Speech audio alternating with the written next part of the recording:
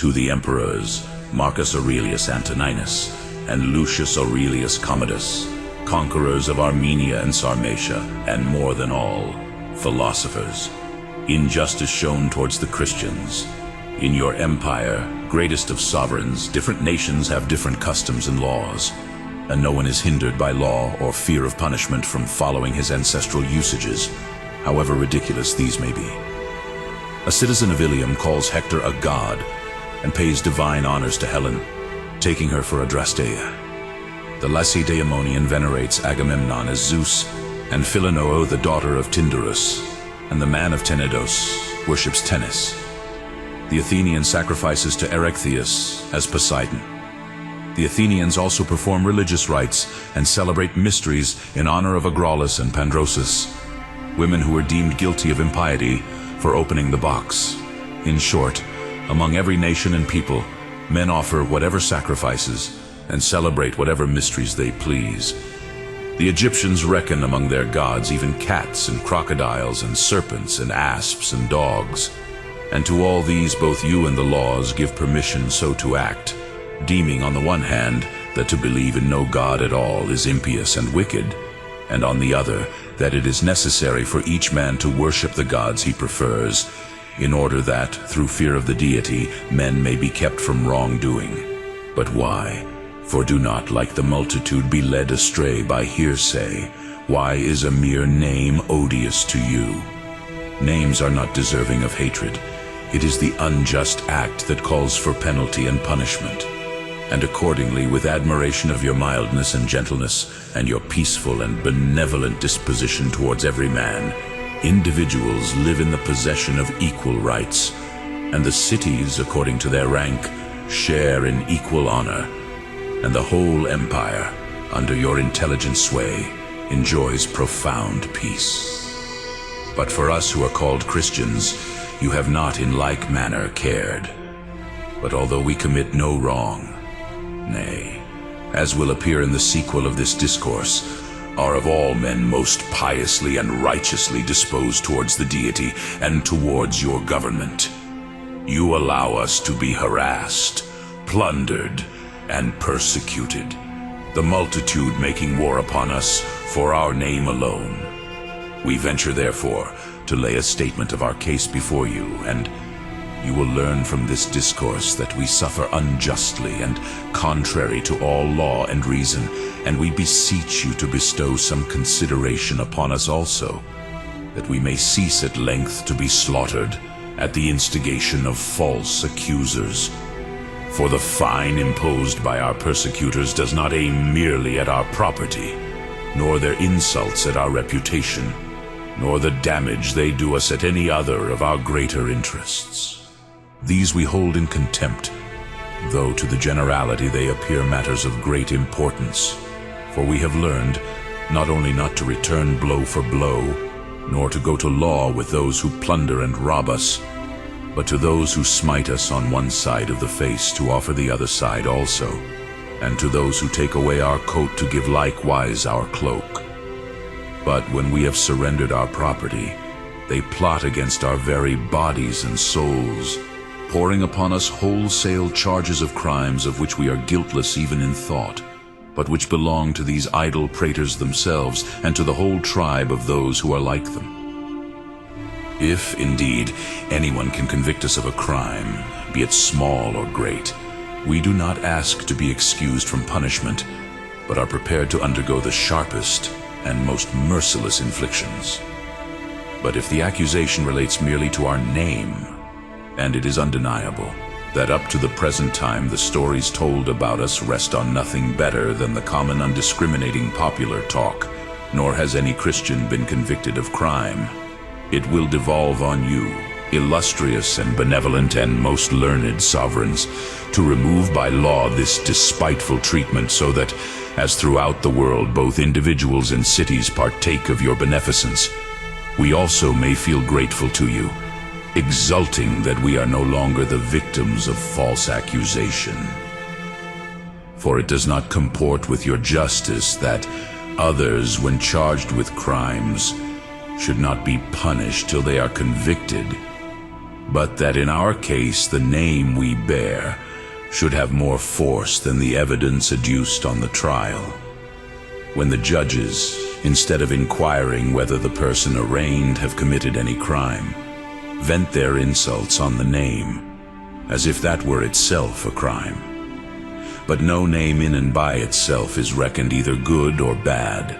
Names appear bad or good, according as the actions underlying them are bad or good. You, however, have yourselves a clear knowledge of this, since you are well instructed in philosophy and all learning. For this reason, too, those who are brought before you for trial, though they may be arraigned on the gravest charges, have no fear, because they know that you will inquire respecting their previous life, and not be influenced by names if they mean nothing, nor by the charges contained in the indictments if they should be false. They accept with equal satisfaction, as regards its fairness, the sentence whether of condemnation or acquittal. What therefore is conceded as the common right of all, we claim for ourselves, that we shall not be hated and punished because we are called Christians, for what has the name to do with our being bad men, but be tried on any charges which may be brought against us, and either be released on our disproving them, or punished if convicted of crime, not for the name, for no Christian is a bad man unless he falsely profess our doctrines, but for the wrong which has been done.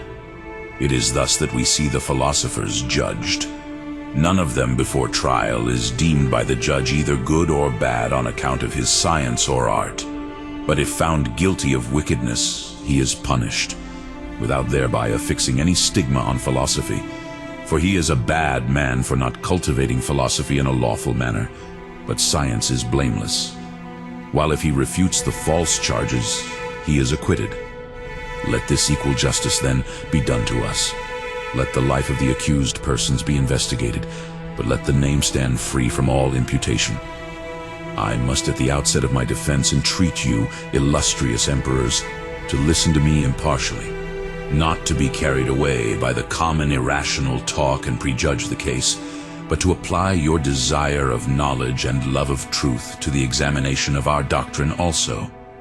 Thus, while you on your part will not err through ignorance, we also, by disproving the charges arising out of the undiscerning rumor of the multitude,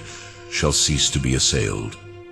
3 things are alleged against us: atheism, Thyestean feasts, Oedipodian intercourse. But if these charges are true, spare no class. Proceed at once against our crimes. Destroy us root and branch, with our wives and children, if any Christian is found to live like the brutes. And yet even the brutes do not touch the flesh of their own kind, and they pair by a law of nature, and only at the regular season, not from simple wantonness. They also recognize those from whom they receive benefits. If anyone therefore is more savage than the brutes, what punishment that he can endure shall be deemed adequate to such offenses. But if these things are only idle tales and empty slanders, originating in the fact that virtue is opposed by its very nature to vice, and that contraries war against one another by a divine law, and you are yourselves witnesses that no such iniquities are committed by us, for you forbid informations to be laid against us, it remains for you to make inquiry concerning our life, our opinions, our loyalty and obedience to you and your house and government, and thus at length to grant to us the same rights, we ask nothing more, as to those who persecute us. For we shall then conquer them, unhesitatingly surrendering, as we now do, our very lives for the truth's sake. As regards, first of all, the allegation that we are atheists, for I will meet the charges one by one, that we may not be ridiculed for having no answer to give to those who make them. With reason did the Athenians adjudge Athenagoras guilty of atheism, in that he not only divulged the Orphic doctrine, and published the mysteries of Eleusis and of the Cabiri, and chopped up the wooden statue of Hercules to boil his turnips, but openly declared that there was no God at all. But to us who distinguish God from matter, and teach that matter is one thing and God another, and that they are separated by a wide interval, for that the deity is uncreated and eternal, to be beheld by the understanding and reason alone, while matter is created and perishable, is it not absurd to apply the name of atheism? If our sentiments were like those of Diagoras, while we have such incentives to piety, in the established order, the universal harmony, the magnitude, the color, the form, the arrangement of the world, with reason, might our reputation for impiety, as well as the cause of our being thus harassed, be charged on ourselves. But since our doctrine acknowledges one God, the maker of this universe, who is himself uncreated, for that which is does not come to be, but that which is not, but has made all things by the Logos which is from him, we are treated unreasonably in both respects, and that we are both defamed and persecuted. Poets and philosophers have not been voted atheists for inquiring concerning God.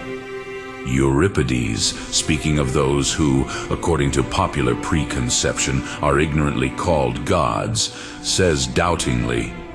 "If Zeus indeed does reign in heaven above, he ought not on the righteous ills to send." But speaking of him who is apprehended by the understanding as matter of certain knowledge, he gives his opinion decidedly and with intelligence. Thus, seest thou on high him who, with humid arms, clasps both the boundless ether and the earth. Him reckon Zeus, and him regard as God. For as to these so-called gods, he neither saw any real existences to which a name is usually assigned, underlying them. Zeus, for instance, who Zeus is I know not but by report. Nor that any names were given to realities which actually do exist, for of what use are names to those who have no real existences underlying them? But him he did see by means of his works, considering with an eye to things unseen, the things which are manifest in air, in ether, on earth. Him therefore from whom proceed all created things, and by whose spirit they are governed, he concluded to be God. And Sophocles agrees with him when he says,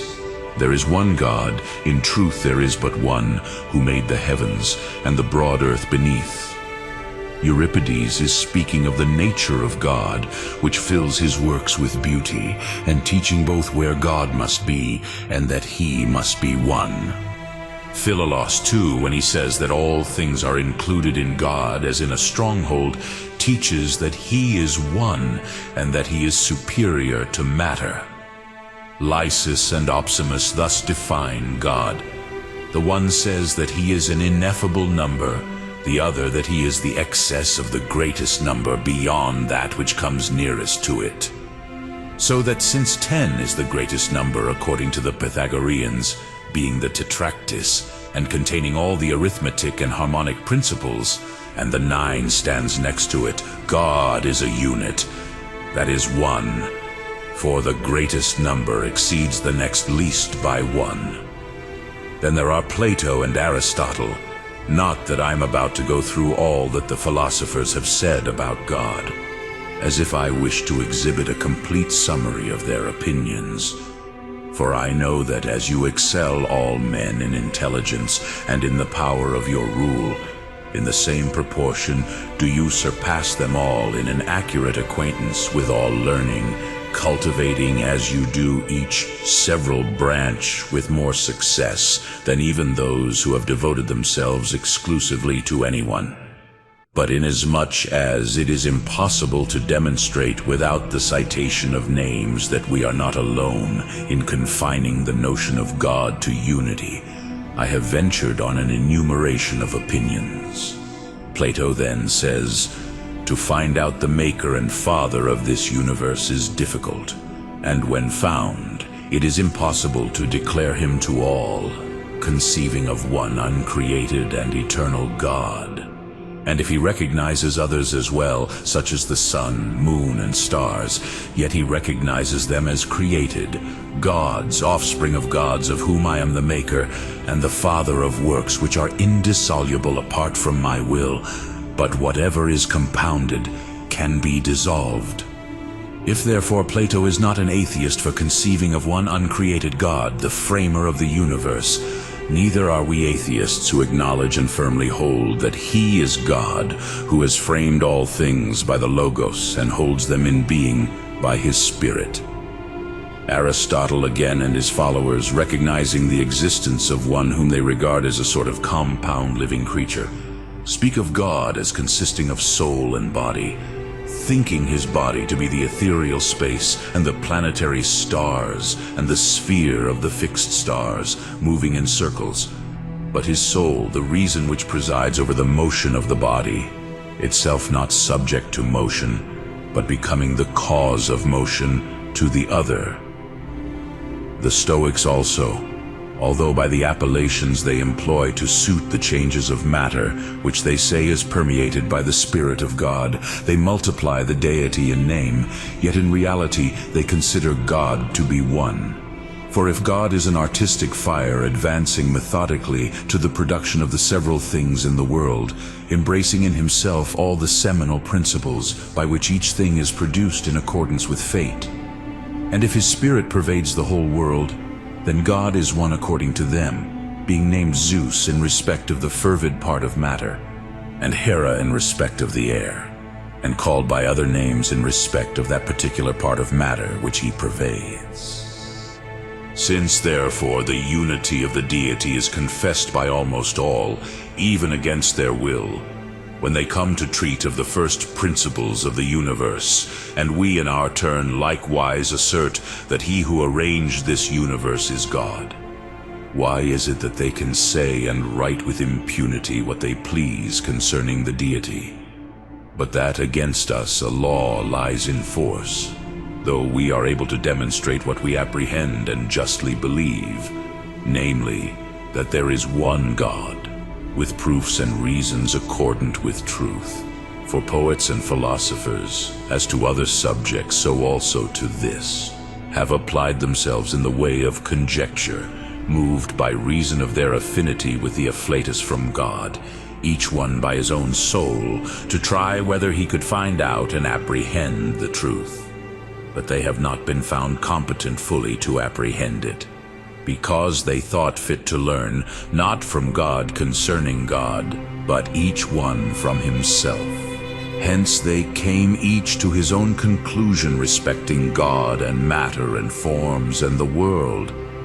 But we have for witnesses of the things we apprehend and believe, prophets, men who have pronounced concerning God and the things of God, guided by the Spirit of God. And you too will admit, excelling all others as you do in intelligence and in piety towards the true God, that it would be irrational for us to cease to believe in the Spirit from God, who moved the mouths of the prophets like musical instruments, and to give heed to mere human opinions. As regards, then, the doctrine that there was from the beginning one God, the maker of this universe, consider it in this wise, that you may be acquainted with the argumentative grounds also of our faith. If there were from the beginning two or more gods, they were either in one and the same place, or each of them separately in his own. In one and the same place they could not be. For if they are gods, they are not alike. But because they are uncreated, they are unlike. For created things are like their patterns, but the uncreated are unlike, being neither produced from anyone, nor formed after the pattern of anyone. Hand and eye and foot are parts of one body, making up together one man. Is God in this sense one? And indeed Socrates was compounded and divided into parts, just because he was created and perishable. But God is uncreated and impassible and indivisible, does not therefore consist of parts. But if on the contrary, each of them exists separately, since he that made the world is above the things created and about the things he has made and set in order, where can the other or the rest be?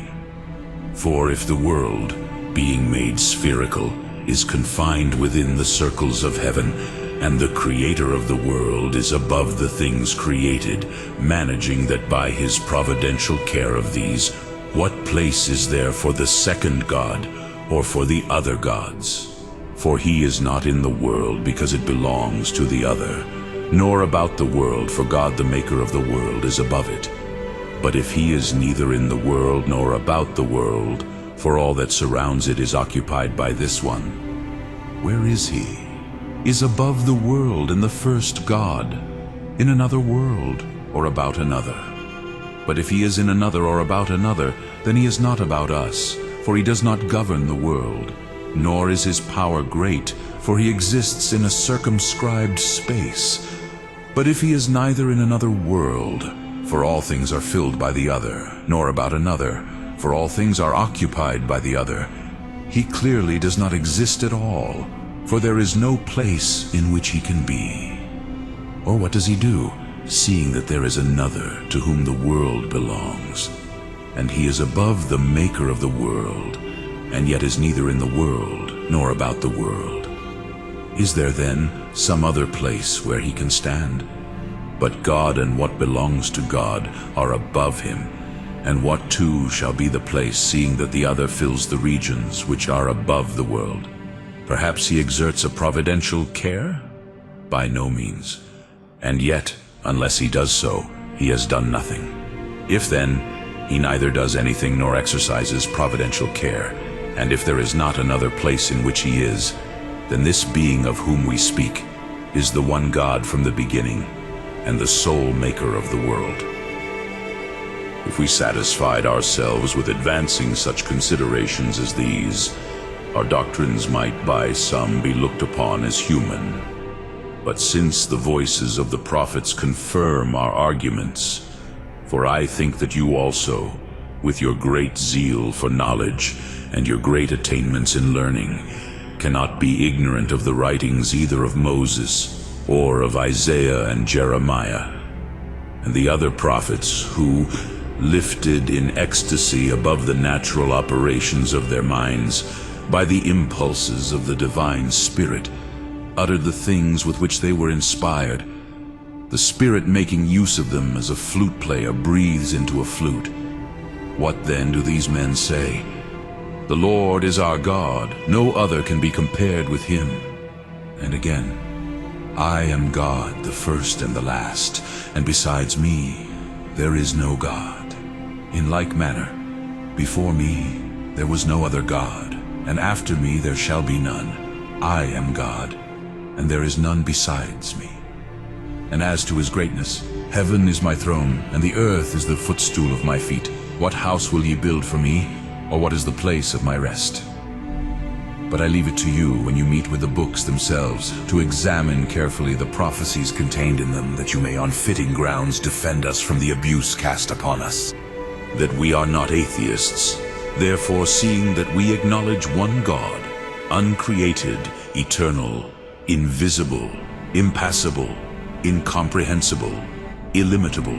who is apprehended by the understanding only, and the reason, who is encompassed by light and beauty and spirit and power ineffable, by whom the universe has been created through his Logos, and set in order, and is kept in being. I have sufficiently demonstrated, I say his Logos, for we acknowledge also a Son of God, nor let anyone think it ridiculous that God should have a son. For though the poets in their fictions represent the gods as no better than men, our mode of thinking is not the same as theirs, concerning either God the Father or the Son. But the Son of God is the Logos of the Father in idea and in operation, for after the pattern of him and by him were all things made, the Father and the Son being one, and the Son being in the Father, and the Father in the Son, in oneness and power of Spirit. The understanding and reason of the Father is the Son of God. But if in your surpassing intelligence it occurs to you to inquire what is meant by the Son, I will state briefly that he is the first product of the Father, not as having been brought into existence, For from the beginning God, who is the eternal mind, had the Logos in himself, being from eternity instinct with Logos. But inasmuch as he came forth to be the idea and energizing power of all material things, which lay like a nature without attributes, and an inactive earth, the grosser particles being mixed up with the lighter, the prophetic spirit also agrees with our statements. The Lord, it says, made me the beginning of his ways to his works. The Holy Spirit himself also, which operates in the prophets, we assert to be an effluence of God flowing from him and returning back again like a beam of the sun. Who then would not be astonished to hear men who speak of God the Father, and of God the Son, and of the Holy Spirit, and who declare both their power in union and their distinction in order, called atheists? Nor is our teaching in what relates to the divine nature confined to these points, but we recognize also a multitude of angels and ministers,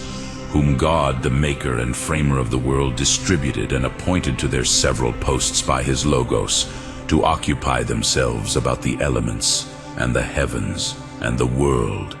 and the things in it, and the goodly ordering of them all. If I go minutely into the particulars of our doctrine, let it not surprise you. It is that you may not be carried away by the popular and irrational opinion, but may have the truth clearly before you. For presenting the opinions themselves to which we adhere, as being not human, but uttered and taught by God, we shall be able to persuade you not to think of us as atheists. What then are those teachings in which we are brought up?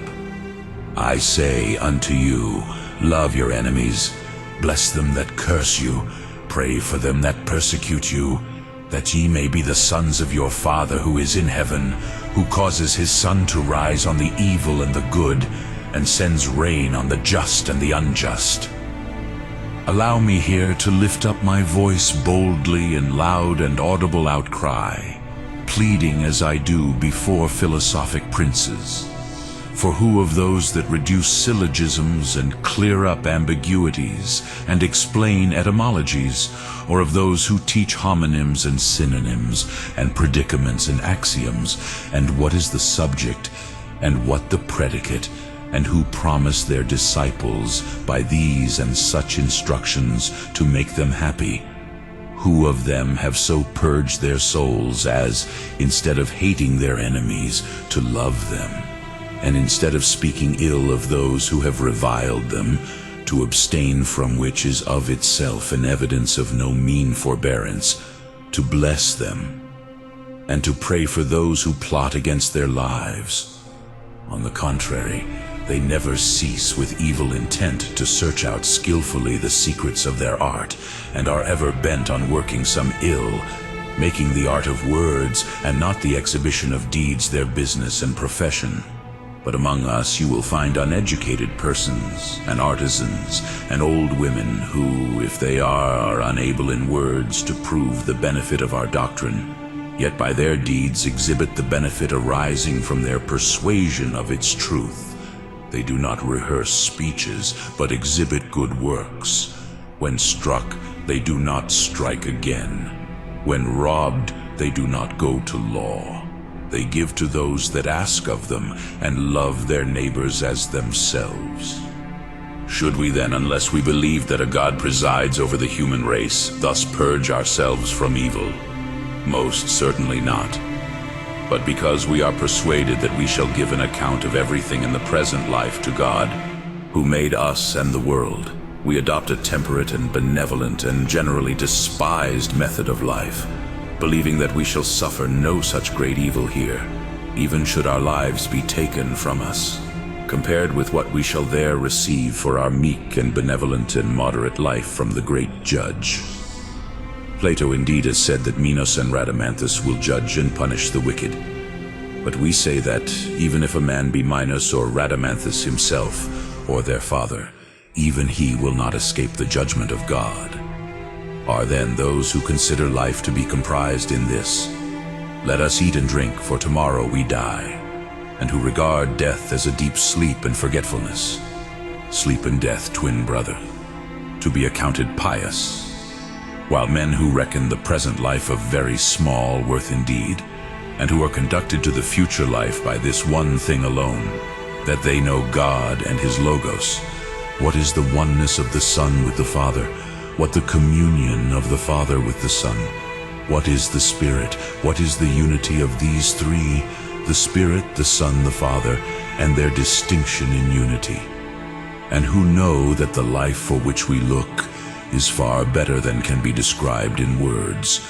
provided we arrive at it pure from all wrongdoing, who, moreover, carry our benevolence to such an extent that we not only love our friends, for if ye love them, he says, that love you, and lend to them that lend to you, what reward will ye have? Shall we, I say, when such is our character, and when we live such a life as this, that we may escape condemnation at last, not be accounted pious? These, however, are only small matters taken from great, and a few things from many, that we may not further trespass on your patience. For those who test honey and weigh, judge by a small quantity whether the whole is good. But as most of those who charge us with atheism, and that because they have not even the dreamiest conception of what God is, and are doltish and utterly unacquainted with natural and divine things, and such as measure piety by the rule of sacrifices, charge us with not acknowledging the same gods as the cities, be pleased to attend to the following considerations, O emperors, on both points. And first, as to our not sacrificing, the framer and father of this universe does not need blood, nor the odor of burnt offerings, nor the fragrance of flowers and incense, forasmuch as he is himself perfect fragrance, needing nothing either within or without. But the noblest sacrifice to him is for us to know who stretched out and vaulted the heavens, and fixed the earth in its place like a center, who gathered the water into seas and divided the light from the darkness, who adorned the sky with stars and made the earth to bring forth seed of every kind, who made animals and fashioned man. When holding God to be this framer of all things, who preserves them in being and superintends them all by knowledge and administrative skill, we lift up holy hands to him. What need has he further of a hecatomb? For they, when mortals have transgressed or failed to do aright, by sacrifice and prayer, libations and burnt offerings may be soothed. And what have I to do with holocausts, which God does not stand in need of? Though indeed it does behoove us to offer a bloodless sacrifice in the service of our reason. Then, as to the other complaint, that we do not pray to and believe in the same gods as the cities, it is an exceedingly silly one. Why, the very men who charge us with atheism for not admitting the same gods as they acknowledge are not agreed among themselves concerning the gods the Athenians have set up as gods Celius and Metanira, the Lacedaemonians Menelaus, and they offer sacrifices and hold festivals to him, while the men of Ilium cannot endure the very sound of his name, and pay their adoration to Hector. The Chians worship Aristæus, considering him to be the same as Zeus and Apollo. The Thasians Theagenes, a man who committed murder at the Olympic Games. The Samians Lysander, notwithstanding all the slaughters and all the crimes perpetuated by him. Alcman and Hesiod Medea, and the Cilicians Niobe. The Sicilians Philip the son of Butycides, the Amathusians Onesimus, the Carthaginians Hamilcar. Time would fail me to enumerate the whole. When therefore they differ among themselves concerning their gods, why do they bring the charge against us of not agreeing with them? Then look at the practices prevailing among the Egyptians. Are they not perfectly ridiculous? For in the temples at their solemn festivals they beat their breasts as for the dead, and sacrifice to the same beings as gods. And no wonder when they look upon the brutes as gods, and shave themselves when they die, and bury them in temples, and make public lamentation. If then we are guilty of impiety because we do not practice a piety corresponding with theirs, then all cities and all nations are guilty of impiety, for they do not all acknowledge the same gods. But grant that they acknowledge the same. What then? Because the multitude who cannot distinguish between matter and God, or see how great is the interval which lies between them, pray to idols made of matter. Are we therefore, who do distinguish and separate the uncreated and the created, that which is and that which is not, that which is apprehended by the understanding and that which is perceived by the senses, and who give the fitting name to each of them, are we to come and worship images?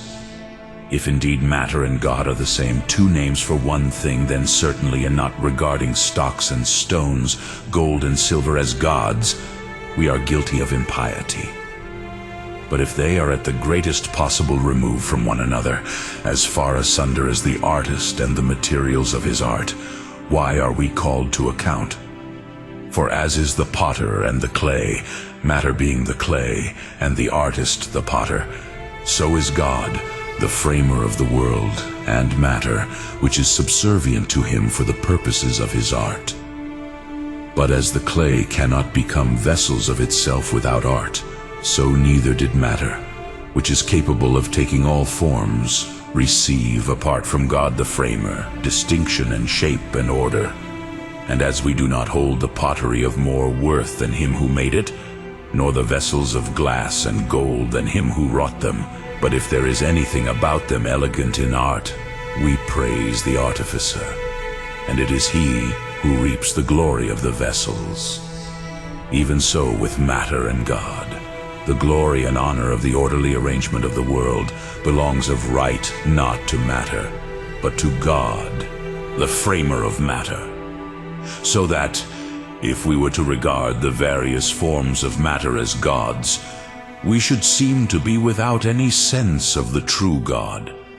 because we should be putting the things which are dissoluble and perishable on a level with that which is eternal. Beautiful without doubt is the world, excelling as well in its magnitude as in the arrangement of its parts, both those in the oblique circle and those about the north, and also in its spherical form. Yet it is not this, but its artificer, that we must worship. For when any of your subjects come to you, they do not neglect to pay their homage to you, their rulers and lords, from whom they will obtain whatever they need, and address themselves to the magnificence of your palace. But if they chance to come upon the royal residence, they bestow a passing glance of admiration on its beautiful structure. But it is to you yourselves that they show honor, as being all in all.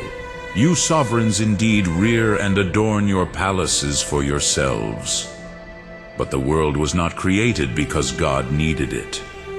For God is himself everything to himself. Light unapproachable, a prefect world, spirit, power, reason. If therefore the world is an instrument in tune and moving in well-measured time, I adore the being who gave its harmony and strikes its notes and sings the accordant strain and not the instrument.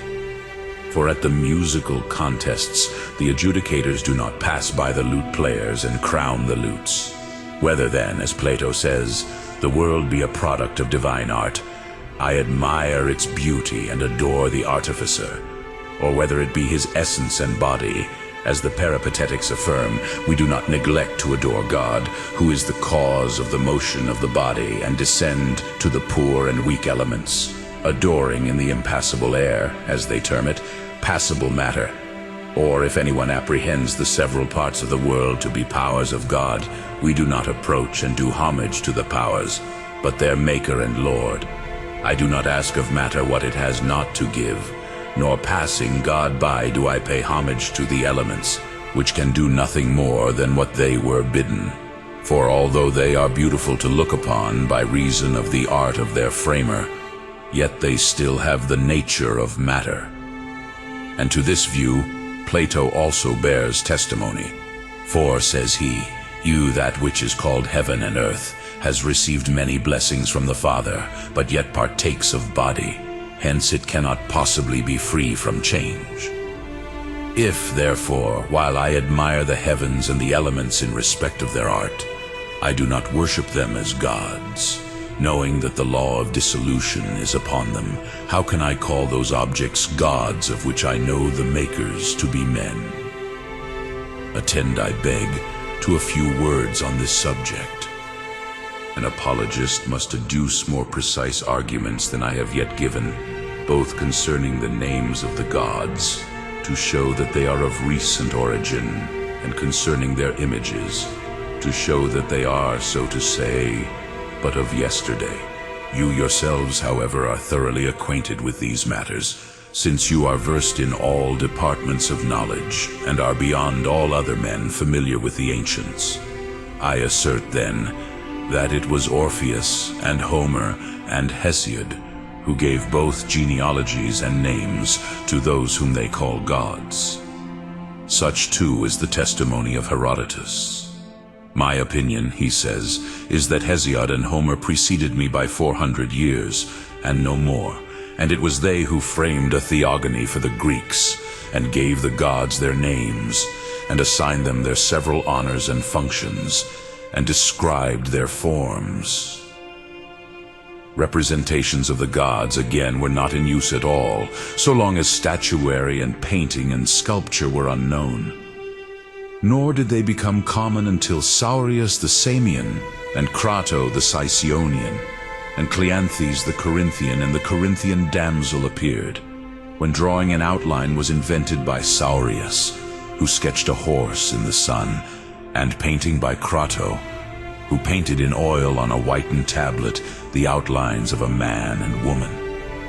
And the art of making figures in relief was invented by the damsel, who, being in love with a person, traced his shadow on a wall as he lay asleep, and her father, being delighted with the exactness of the resemblance, he was a potter, carved out the sketch and filled it up with clay. This figure is still preserved at Corinth. After these, Daedalus and Theodorus the Milesian further invented sculpture and statuary. You perceive then that the time since representations of form and the making of images began is so short that we can name the artist of each particular god. The image of Artemis at Ephesus, for example, and that of Athena, or rather of Athela, for so is she named by those who speak more in the style of the mysteries.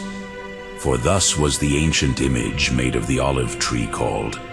and the sitting figure of the same goddess were made by Endoius, a pupil of Daedalus. The Pythian god was the work of Theodorus and Telecles, and the Delian god and Artemis are due to the art of Tecteus and Angelio.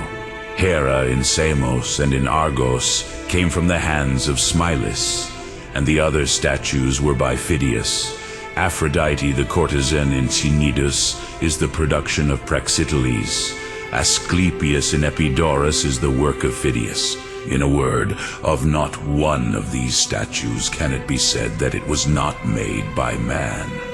If, then, these are gods, why did they not exist from the beginning? Why, in sooth, are they younger than those who made them? Why, in sooth, in order to their coming into existence, did they need the aid of men and art? They are nothing but earth, and stones, and matter, and curious art. But, since it is affirmed by some that, although these are only images, yet there exist gods in honor of whom they are made, and that the supplications and sacrifices presented to the images are to be referred to the gods, and are in fact made to the gods, and that there is not any other way of coming to them. For 'tis hard for man to meet in presence visible a god. And whereas, in proof that such is the fact, they adduce the energies possessed by certain images, let us examine into the power attached to their names. And I would beseech you, greatest of emperors, before I enter on this discussion, to be indulgent to me while I bring forward true considerations, for it is not my design to show the fallacy of idols, but by disproving the calumnies vented against us, to offer a reason for the course of life we follow. May you, by considering yourselves, be able to discover the heavenly kingdom also, for as all things are subservient to you, Father and Son, who have received the kingdom from above, for the king's soul is in the hand of God, saith the prophetic spirit. So to the one God and the Logos proceeding from him, the Son apprehended by us as inseparable from him, all things are in like manner subjected. This then especially I beg you carefully to consider. The gods, as they affirm, were not from the beginning, but every one of them has come into existence just like ourselves, and in this opinion they all agree.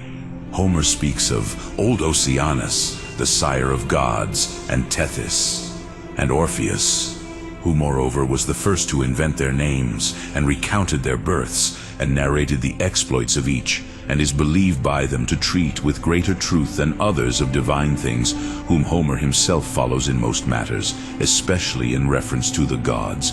He too has fixed their first origin to be from water. Oceanus, the origin of all. For, according to him, water was the beginning of all things, and from water mud was formed, and from both was produced an animal, a dragon with the head of a lion growing to it, and between the two heads there was the face of a god, named Heracles and Kronos. This Heracles generated an egg of enormous size, which, on becoming full, was, by the powerful friction of its generator, burst into two, the part at the top receiving the form of heaven, and the lower part that of earth. The goddess Ge, moreover, came forth with a body, and Uranos, by his union with Ge, begat females, Clotho, Lachesis, and Atropos, and males, the 100-handed Cotys, Gyges, Briareus, and the Cyclopes, Brontes, and Steropes, and Argos, whom also he bound and hurled down to Tartarus, having learnt that he was to be ejected from his government by his children. Whereupon Ge, being enraged, brought forth the Titans. The godlike Gaia bore to Uranos sons, who are by the name of Titans known, because they vengeance took on Uranos, majestic, glittering with his starry crown. Such was the beginning of the existence both of their gods and of the universe. Now what are we to make of this? For each of those things to which divinity is ascribed is conceived of as having existed from the first. For if they have come into being, having previously had no existence, as those say who treat of the gods, they do not exist. For a thing is either uncreated and eternal, or created and perishable. Nor do I think one thing and the philosophers another. What is that which always is, and has no origin? Or what is that which has been originated, yet never is?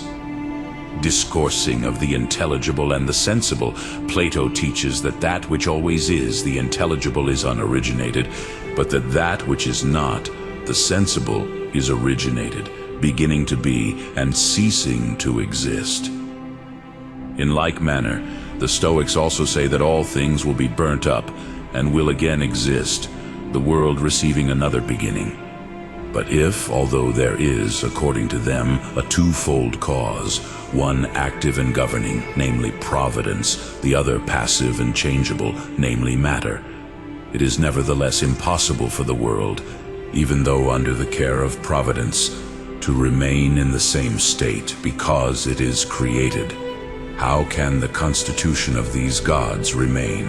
who are not self-existent, but have been originated? And in what are the gods superior to matter, since they derive their constitution from water? But not even water, according to them, is the beginning of all things. From simple and homogeneous elements, what could be constituted? Moreover, matter requires an artificer, and the artificer requires matter. For how could figures be made without matter or an artificer? Neither, again, is it reasonable that matter should be older than God, for the efficient cause must of necessity exist before the things that are made. If the absurdity of their theology were confined to saying that the gods were created and owed their constitution to water, since I have demonstrated that nothing is made which is not also liable to dissolution, I might proceed to the remaining charges. But on the one hand, they have described their bodily forms, speaking of Hercules, for instance, as a god in the shape of a dragon coiled up, of others as 100-handed, of the daughter of Zeus, whom he begat of his mother Rhea, or of Demeter, as having 2 eyes in the natural order, and 2 in her forehead, and the face of an animal on the back part of her neck, and as having also horns, so that Rhea, frightened at her monster of a child, fled from her, and did not give her the breast, whence mystically she's called Athela, but commonly Persephone and Kore, though she is not the same as Athena, who is called Kore, from the pupil of the eye. And on the other hand, they have described their admirable achievements, as they deem them, how Kronos, for instance, castrated his father and hurled him down from his chariot, and how he murdered his children and swallowed the males of them, and how Zeus bound his father and cast him down to Tartarus, as did Uranos also to his sons, and fought with the Titans for the government, and how he persecuted his mother Rhea when she refused to wed him, and she becoming a she-dragon, and he himself being changed into a dragon, bound her with what is called the Herculean knot, and accomplished his purpose, of which fact the rod of Hermes is a symbol, and again, how he violated his daughter Persephone, in this case also assuming the form of a dragon, and became the father of Dionysus. In face of narrations like these, I must say at least this much: what that is becoming or useful is there in such a history that we must believe Kronos, Zeus, Kore, and the rest to be gods? Is it the descriptions of their bodies? Why, what man of judgment and reflection will believe that a viper was begotten by a god, thus Orpheus? But from the sacred womb Phanes begat another offspring, horrible and fierce, in sight a frightful viper, on whose head were hairs. Its face was comely, but the rest, from the neck downwards, bore the aspect dire of a dread dragon. Or who will admit that Phanes himself, being a firstborn god, for he it was that was produced from the egg, has the body or shape of a dragon, or was swallowed by Zeus, that Zeus might be too large to be contained? For if they differ in no respect from the lowest brutes, since it is evident that the deity must differ from the things of earth, and those that are derived from matter, they are not gods. How then, I ask, can we approach them as suppliants, when their origin resembles that of cattle, and they themselves have the form of brutes, and are ugly to behold? But should it be said that they only had fleshly forms, and possess blood and seed, and the affections of anger and sexual desire, even then we must regard such assertions as nonsensical and ridiculous. For there is neither anger, nor desire and appetite, nor procreative seed in gods. Let them then have fleshly forms, but let them be superior to wrath and anger, that Athena may not be seen burning with rage and inly wroth with Jove. Nor Hera appear thus. Juno's breast could not contain her rage, and let them be superior to grief. A woeful sight mine eyes behold, a man I love in flight around the walls. My heart for Hector grieves, for I call even men rude and stupid who give way to anger and grief. But when the father of men and gods mourns for his son, woe, woe, that fate decrees my best beloved Sarpedon by Patroclus' hand to fall, and is not able while he mourns to rescue him from his peril. The son of Jove, yet Jove preserved him not, who would not blame the folly of those who with tales like these are lovers of the gods, or rather live without any god. Let them have fleshly forms, but let not Aphrodite be wounded by Diomedes in her body. The haughty son of Tydeus, Diomed, hath wounded me, or by Ares in her soul. Me, awkward me, she scorns, and yields her charms to that fair lecher, the strong god of arms. The weapon pierced the flesh. He who was terrible in battle, the ally of Zeus against the Titans, is shown to be weaker than Diomedes. He raged as Mars when brandishing his spear. Hush, Homer, a god never rages. But you describe the god to me as blood-stained, and the bane of mortals. Mars, Mars, the bane of mortals stained with blood, and you tell of his adultery and his bonds. Then nothing loath, the Euamored fair he led, and sunk transported on the conscious bed. Down rushed the toils.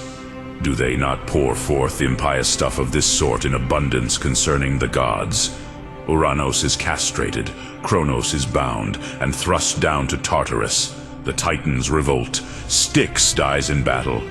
Yea, they even represent them as mortal. They are in love with one another. They are in love with human beings. Aeneas amid Ida's jutting peaks, immortal Venus to Anchises bore. Are they not in love?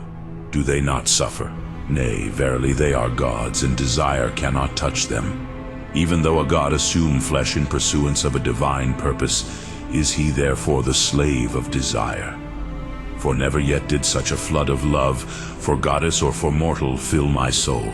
Not for Ixion's beauteous wife, who bore Pirithous, sage in council as the gods, nor the neat-footed maiden Danae, Acrisius' daughter, her who Perseus bore, the observed of all, nor noble Phoenix' child, nor for Semele, nor for Alcmena fair,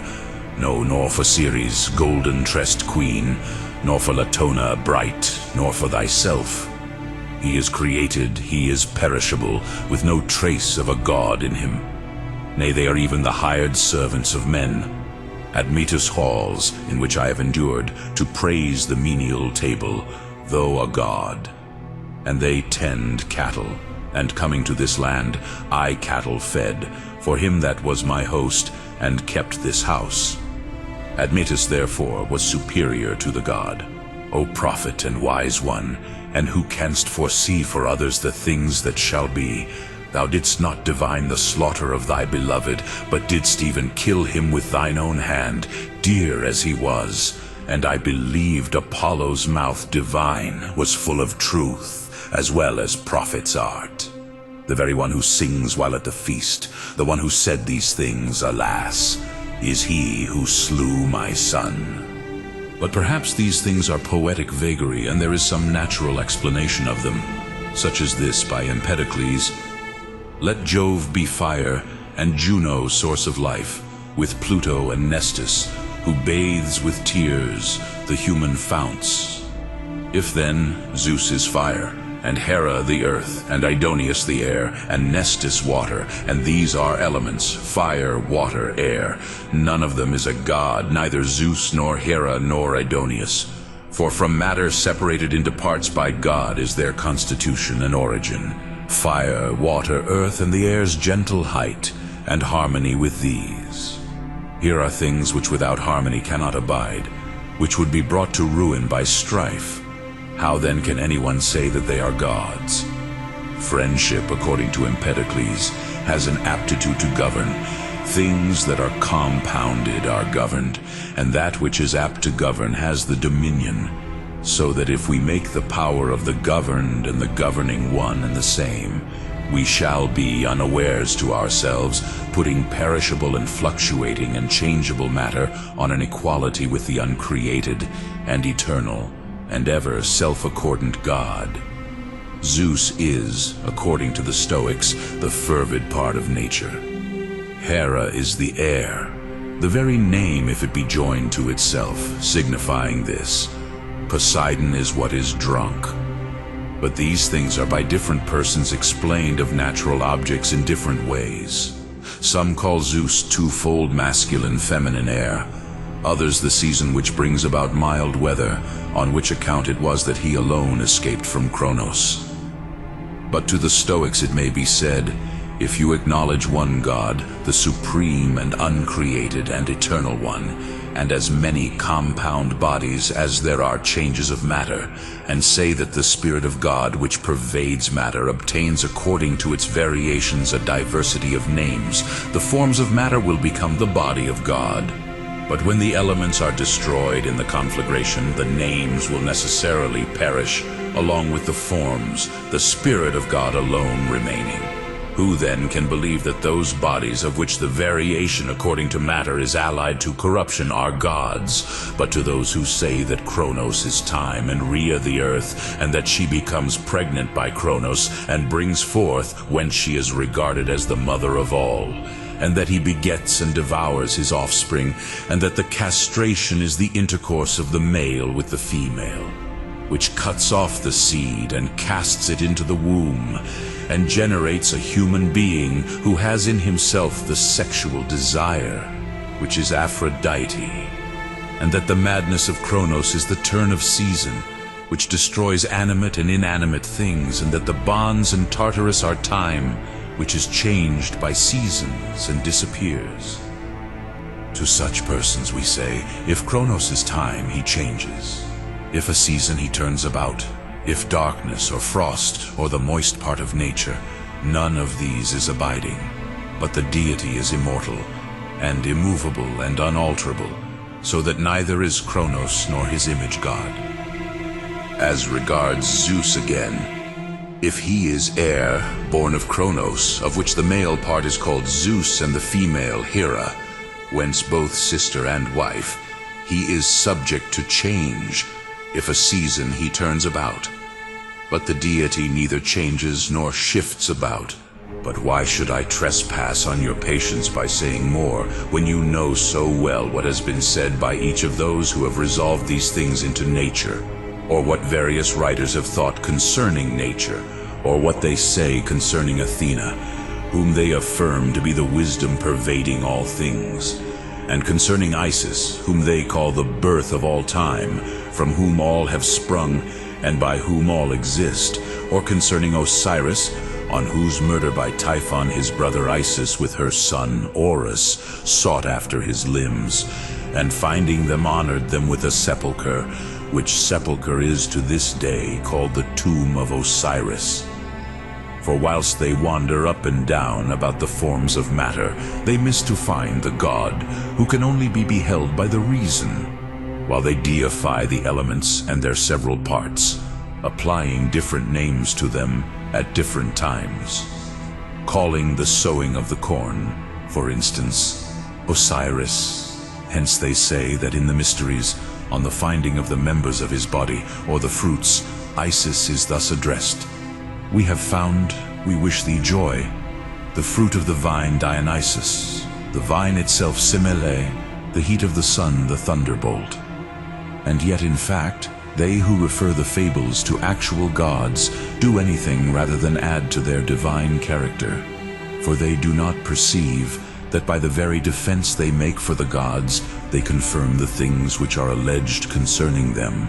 What have Europa and the bull and the swan and Leda to do with the earth and air, that the abominable intercourse of Zeus with them should be taken for the intercourse of the earth and air?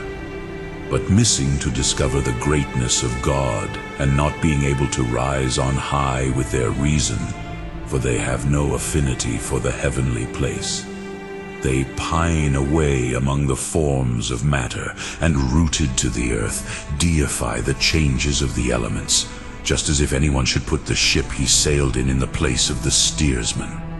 But as the ship, although equipped with everything, is of no use if it have not a steersman, so neither are the elements, though arranged in perfect order, of any service apart from the providence of God.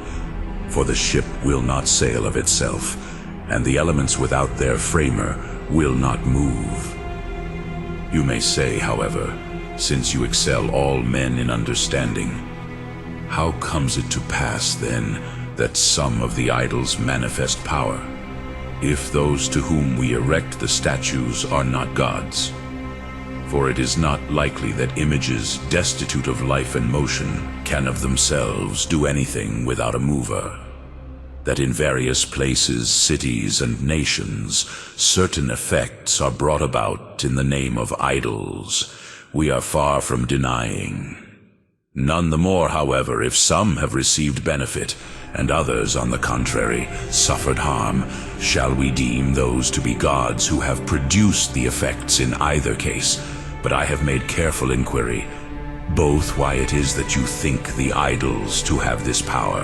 and who they are that, usurping their names, produce the effects. It is necessary for me, however, in attempting to show who they are that produce the effects ascribed to the idols, and that they are not gods, to have recourse to some witnesses from among the philosophers. First, Thales, as those who have accurately examined his opinions report, divides superior beings into God, demons, and heroes. God he recognizes as the intelligence of the world. By demons he understands beings possessed of soul, and by heroes the separated souls of men, the good being the good souls, and the bad the worthless. Plato again, while withholding his assent on other points, also divides superior beings into the uncreated God, and those produced by the uncreated one for the adornment of heaven, the planets, and the fixed stars, and into demons. Concerning which demons, while he does not think fit to speak himself, he thinks that those ought to be listened to who have spoken about them. To speak concerning the other demons, and to know their origin, is beyond our powers. But we ought to believe those who have before spoken, the descendants of gods, as they say, and surely they must be well acquainted with their own ancestors. It is impossible, therefore, to disbelieve the sons of gods, even though they speak without probable or convincing proofs. But as they profess to tell of their own family affairs, we are bound, in pursuance of custom, to believe them. In this way, then, let us hold and speak as they do concerning the origin of the gods themselves.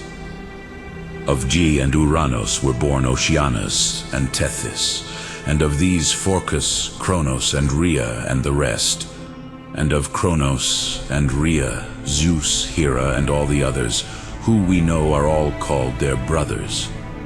besides other descendants again of these. Did then he who had contemplated the eternal intelligence and God, who is apprehended by reason, and declared his attributes, his real existence, the simplicity of his nature, the good that flows forth from him that is truth, and discoursed of primal power, and how all things are about the King of all, and all things exist for his sake, and he is the cause of all. And about 2 and 3 that he is the second moving about the seconds, and the third about the thirds.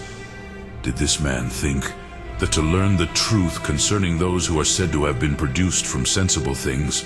namely earth and heaven, was a task transcending his powers? It is not to be believed for a moment. But because he thought it impossible to believe that gods beget and are brought forth, since everything that begins to be is followed by an end, and for this is much more difficult, to change the views of the multitude who receive the fables without examination. On this account it was that he declared it to be beyond his powers to know and to speak concerning the origin of the other demons, since he was unable either to admit or teach that gods were begotten. And as regards that saying of his, the great sovereign in heaven, Zeus, driving a winged car, advances first, ordering and managing all things, and there follow him a host of gods and demons. This does not refer to the Zeus who is said to have sprung from Cronos, for here the name is given to the maker of the universe. This is shown by Plato himself, not being able to designate him by another title that should be suitable. He availed himself of the popular name, not as peculiar to God, but for distinctness, because it is not possible to discourse of God to all men as fully as one might. And he adds at the same time the epithet great, so as to distinguish the heavenly from the earthly, the uncreated from the created. who is younger than heaven and earth, and younger than the Cretans, who stole him away, that he might not be killed by his father. What need is there in speaking to you who have searched into every department of knowledge to mention the poets, or to examine opinions of another kind? Let it suffice to say thus much. If the poets and philosophers did not acknowledge that there is one God, and concerning these gods were not of opinion, some that they are demons, others that they are matter, and others that they once were men, there might be some show of reason for our being harassed as we are, since we employ language which makes a distinction between God and matter, and the natures of the two. For as we acknowledge a God and a Son, his Logos, and a Holy Spirit united in essence, the Father, the Son, the Spirit, because the Son is the intelligence, reason, wisdom of the Father, and the Spirit an effluence, as light from fire. So also do we apprehend the existence of other powers, which exercise dominion about matter, and by means of it, and one in particular which is hostile to God. Not that anything is really opposed to God, like strife to friendship, according to Empedocles, and night to day, according to the appearing and disappearing of the stars. For even if anything had placed itself in opposition to God, it would have ceased to exist, its structure being destroyed by the power and might of God. But that to the good that is in God, which belongs of necessity to him, and coexists with him as color with body, without which it has no existence, not as being part of it, but as an attendant property coexisting with it, united and blended, just as it is natural for fire to be yellow and the ether dark blue. To the good that is in God, I say, the Spirit which is about matter, who was created by God, just as the other angels were created by him, and entrusted with the control of matter and the forms of matter, is opposed. For this is the office of the angels, to exercise providence for God over the things created and ordered by him, so that God may have the universal and general providence of the whole, while the particular parts are provided for by the angels appointed over them. Just as with men, who have freedom of choice as to both virtue and vice. For you would not either honor the good or punish the bad, unless vice and virtue were in their own power, and some are diligent in the matters entrusted to them by you, and others faithless. So is it among the angels.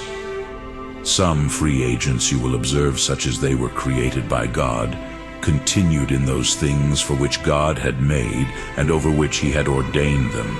But some outraged both the constitution of their nature and the government entrusted to them, namely, this ruler of matter and its various forms, and others of those who were placed about this first firmament. You know that we say nothing without witnesses, but state the things which have been declared by the prophets. These fell into impure love of virgins, and were subjugated by the flesh, and he became negligent and wicked in the management of the things entrusted to him. Of these lovers of virgins, therefore, were begotten those who are called giants. And if something has been said by the poets too about the giants, be not surprised at this. Worldly wisdom and divine differ as much from each other as truth and plausibility. The one is of heaven, and the other of earth. And indeed, according to the prince of matter, we know we oft speak lies that look like truths. These angels, then, who have fallen from heaven and haunt the air and the earth, and are no longer able to rise to heavenly things, and the souls of the giants, which are the demons who wander about the world, perform actions similar, the one, that is the demons, to the natures they have received, the other, that is the angels, to the appetites they have indulged. But the prince of matter, as may be seen merely from what transpires, exercises a control and management contrary to the good that is in God. Ofttimes this anxious thought has crossed my mind, whether 'tis chance or deity that rules the small affairs of men. and spite of hope as well as justice, drives to exile some stripped of all means of life, while others still continue to enjoy prosperity.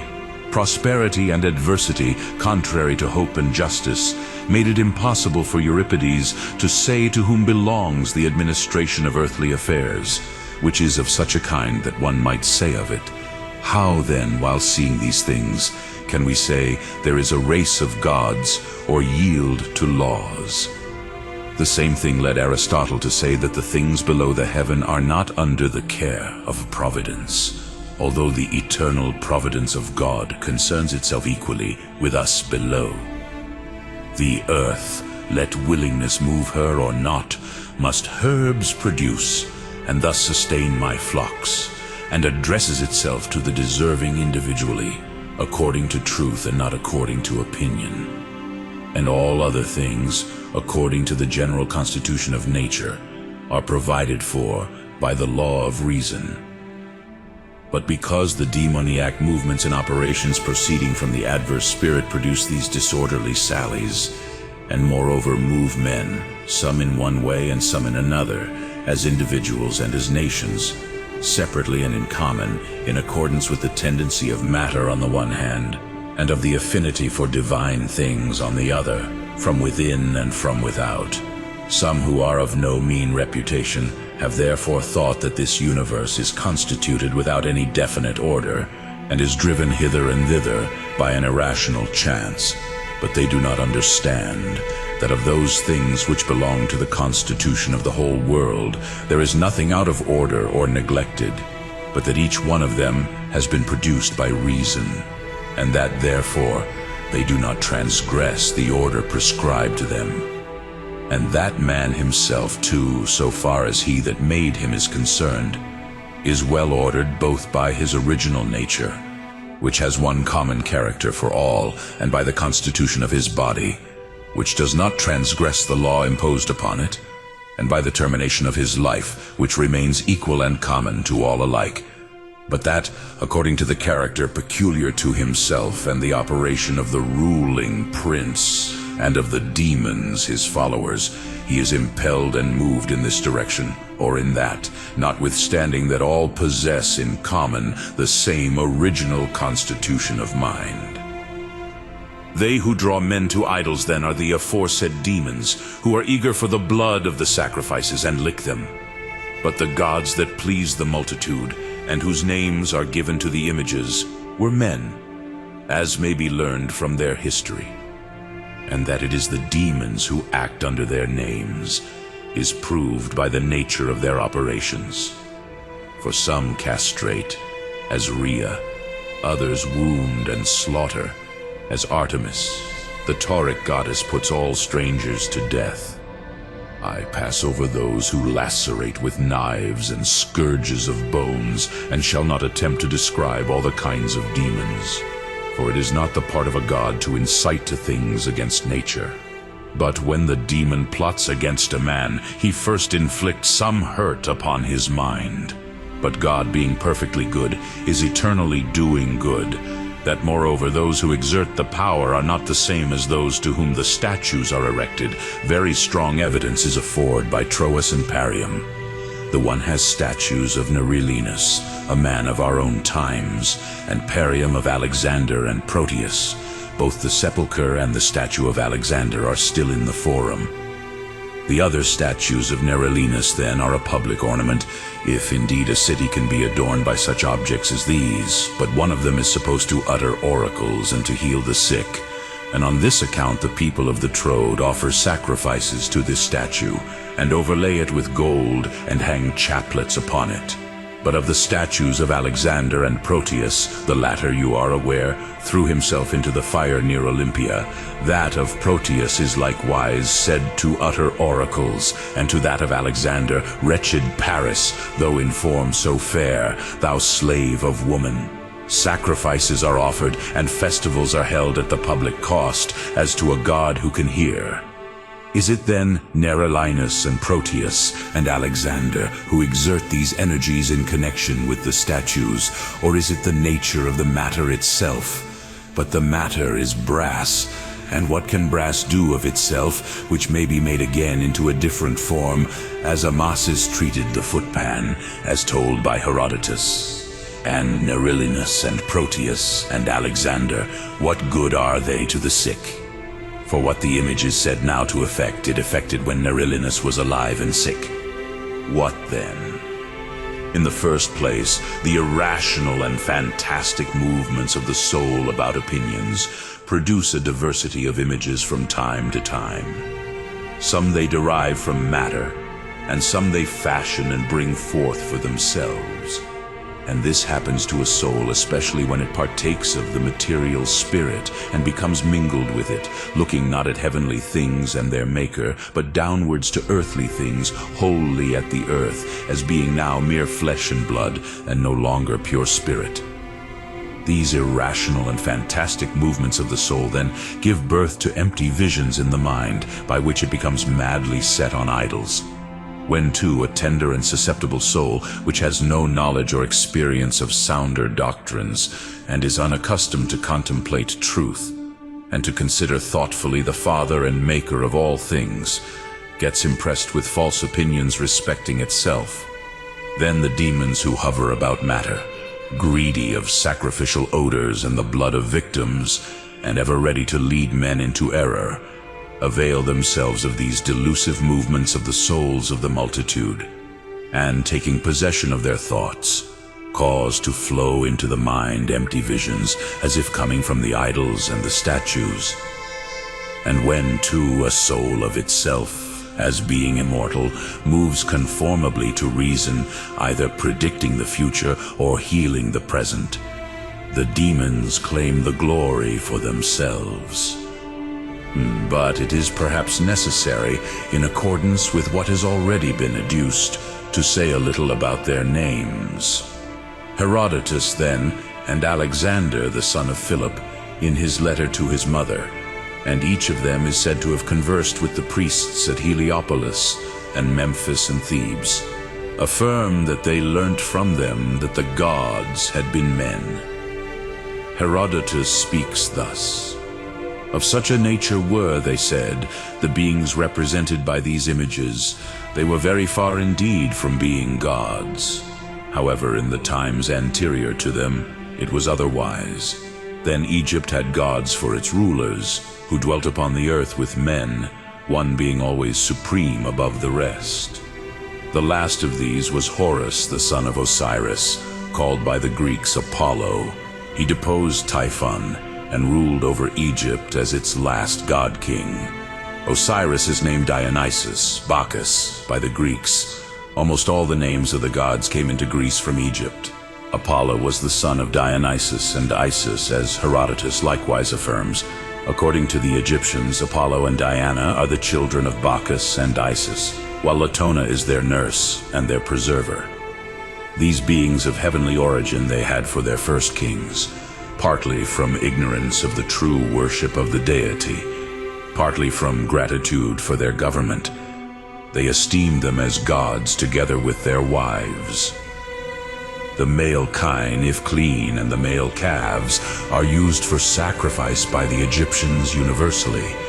but the females they are not allowed to sacrifice, since they are sacred to Isis. The statue of this goddess has the form of a woman, but with horns like a cow, resembling those of the Greek representations of Io.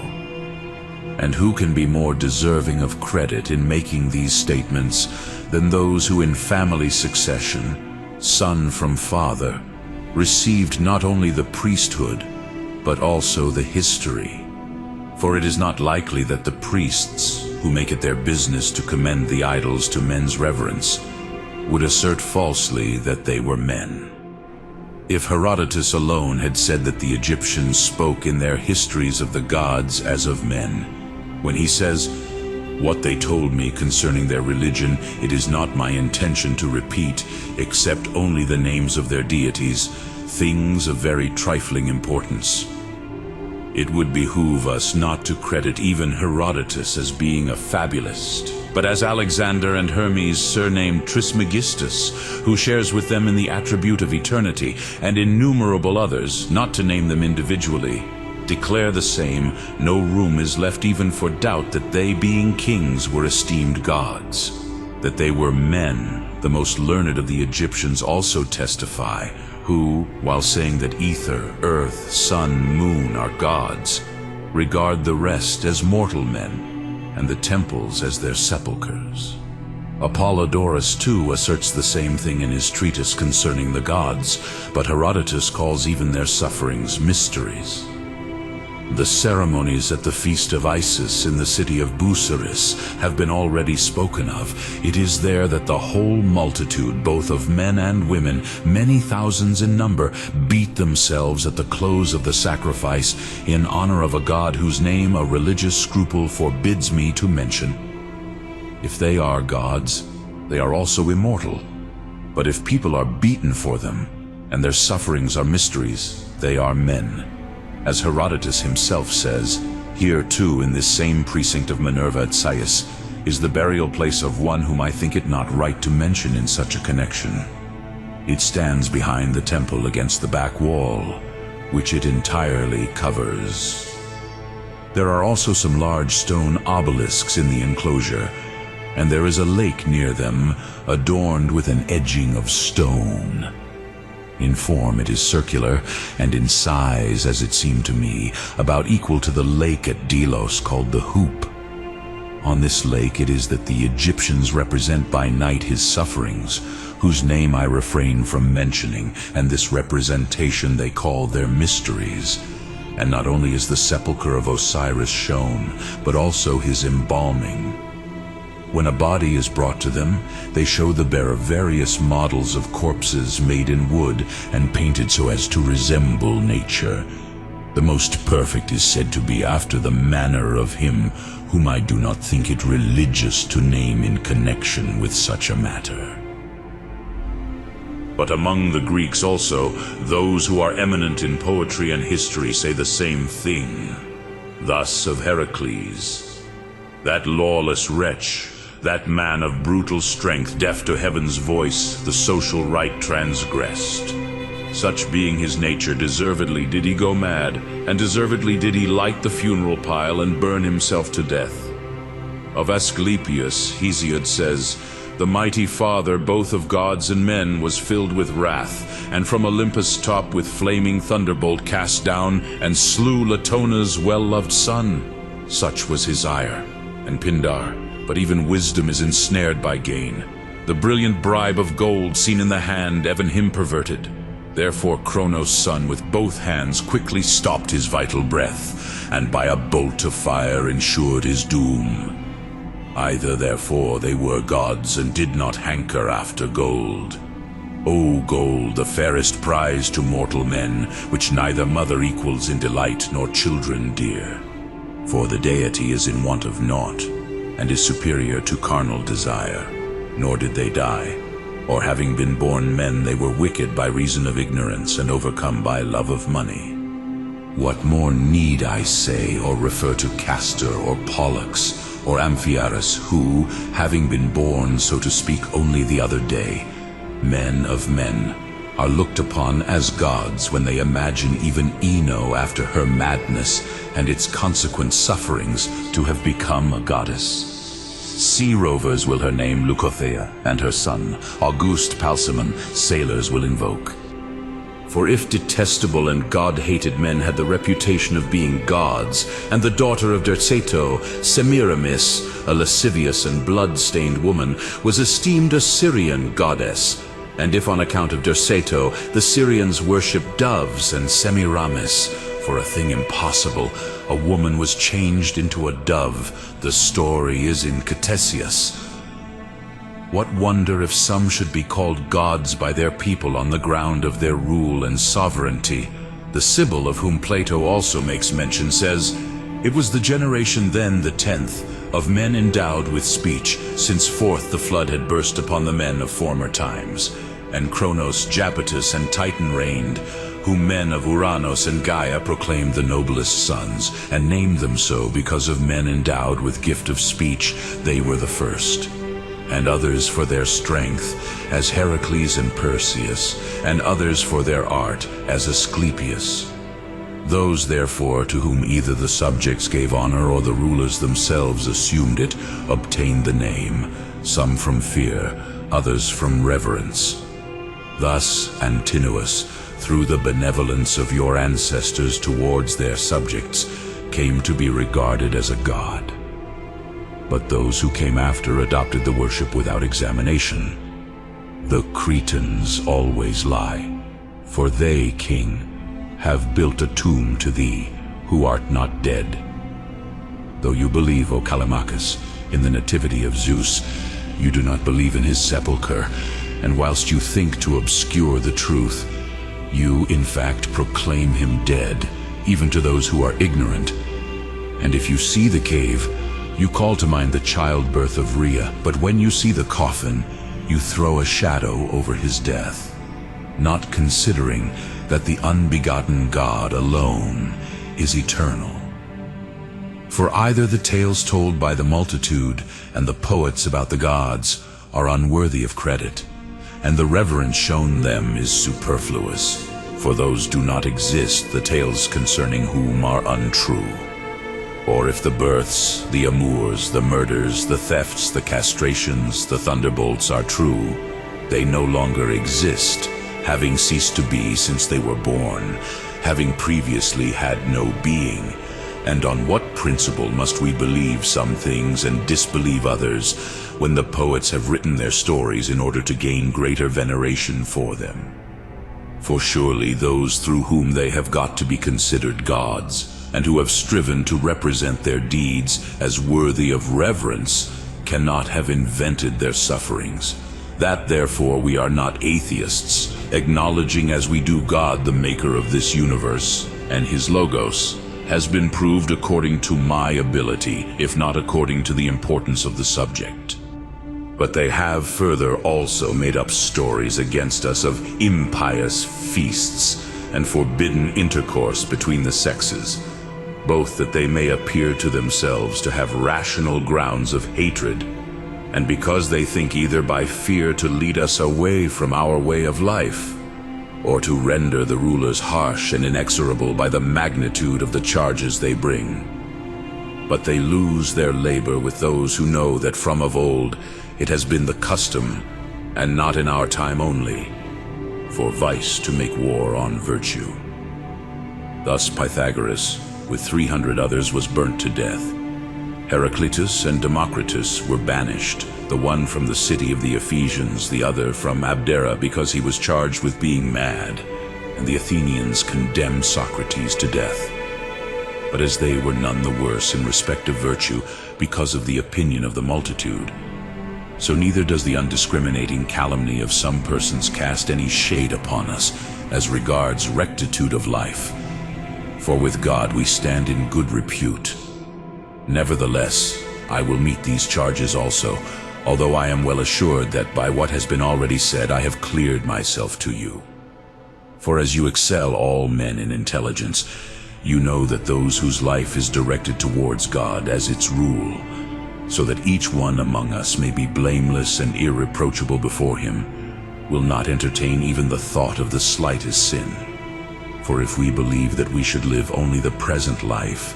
then we might be suspected of sinning through being enslaved to flesh and blood, or overmastered by gain or carnal desire. But since we know that God is witness to what we think and what we say both by night and by day, and that he, being himself light, sees all things in our heart, we are persuaded that when we are removed from the present life, we shall live another life, better than the present one, and heavenly, not earthly, since we shall abide near God and with God, free from all change or suffering in the soul, not as flesh, even though we shall have flesh, but as heavenly spirit, or falling with the rest, a worse one, and in fire. For God has not made us as sheep or beasts of burden, a mere bywork, and that we should perish and be annihilated. On these grounds it is not likely that we should wish to do evil or deliver ourselves over to the great judge to be punished. It is, however, nothing wonderful that they should get up tales about us such as they tell of their own gods, of the incidents of whose lives they make mysteries. But it behooved them, if they meant to condemn shameless and promiscuous intercourse, to hate either Zeus, who begat children of his mother Rhea, and his daughter Cor, and took his own sister to wife, or Orpheus, the inventor of these tales, which made Zeus more unholy and detestable than Thyestes himself, for the latter defiled his daughter in pursuance of an oracle, and when he wanted to obtain the kingdom and avenge himself. But we are so far from practicing promiscuous intercourse that it is not lawful among us to indulge even a lustful look. For, saith he, he that looketh on a woman to lust after her hath committed adultery already in his heart.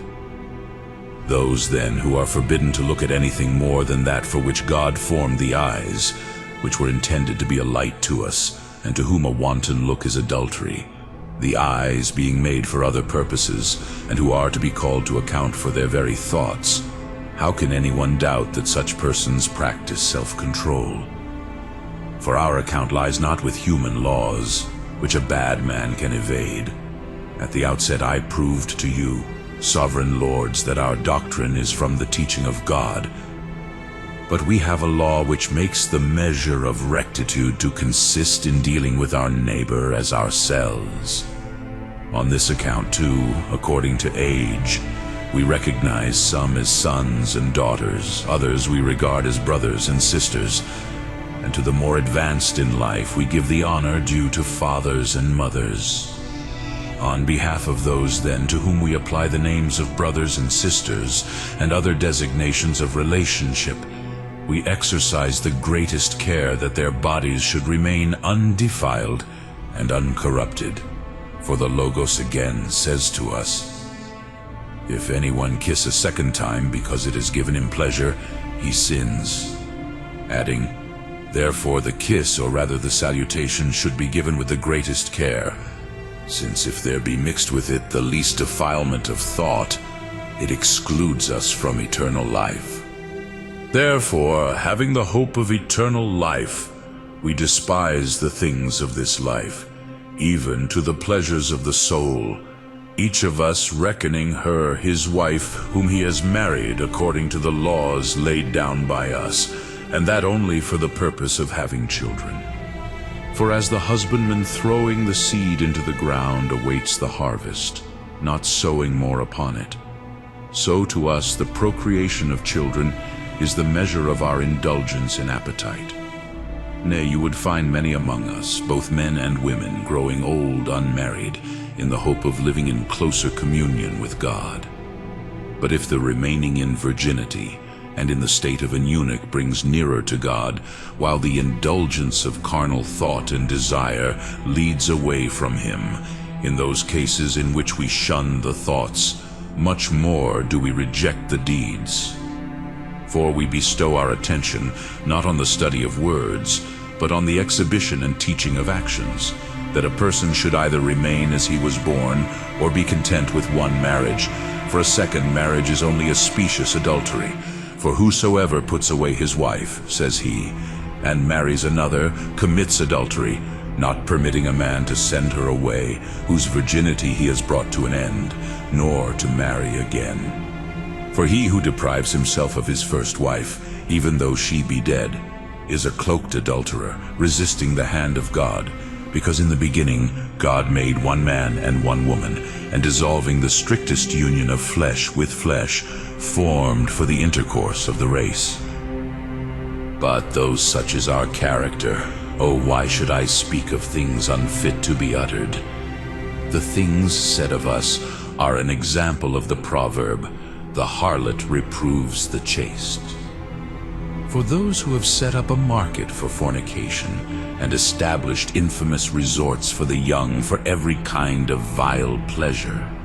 who do not abstain even from males, males with males committing shocking abominations, outraging all the noblest and comeliest bodies in all sorts of ways, so dishonoring the fair workmanship of God. For beauty on earth is not self-made, but sent hither by the hand and will of God. These men, I say, revile us for the very things which they are conscious of themselves, and ascribe to their own gods, boasting of them as noble deeds, and worthy of the gods. These adulterers and pederasts defame the eunuchs and the once married, while they themselves live like fishes. For these gulp down whatever falls in their way, and the stronger chases the weaker. And in fact, this is to feed upon human flesh, to do violence in contravention of the very laws which you and your ancestors, with due care for all that is fair and right, have enacted, so that not even the governors of the provinces sent by you suffice for the hearing of the complaints against those to whom it even is not lawful, when they are struck, not to offer themselves for more blows, nor when defamed not to bless. For it is not enough to be just, and justice is to return like for like. But it is incumbent on us to be good and patient of evil. What man of sound mind, therefore, will affirm, while such is our character, that we are murderers? For we cannot eat human flesh till we have killed someone. The former charge, therefore, being false, if anyone should ask them in regard to the second, whether they have seen what they assert, not one of them would be so barefaced as to say that he had. And yet we have slaves, some more and some fewer, by whom we could not help being seen. But even of these, not one has been found to invent even such things against us. For when they know that we cannot endure even to see a man put to death, though justly, who of them can accuse us of murder or cannibalism? Who does not reckon among the things of greatest interest the contests of gladiators and wild beasts, especially those which are given by you? But we, deeming that to see a man put to death is much the same as killing him, have abjured such spectacles. How then, when we do not even look on, lest we should contract guilt and pollution, can we put people to death?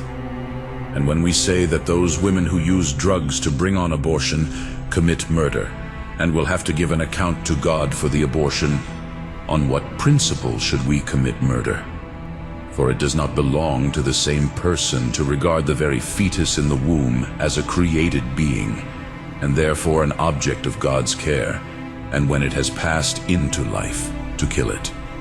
and not to expose an infant, because those who expose them are chargeable with child murder, and on the other hand, when it has been reared, to destroy it. But we are in all things always alike and the same, submitting ourselves to reason, and not ruling over it. Who, then, that believes in a resurrection, would make himself into a tomb for bodies that will rise again? For it is not the part of the same persons to believe that our bodies will rise again, and to eat them as if they would not, and to think that the earth will give back the bodies held by it, but that those which a man has entombed in himself will not be demanded back.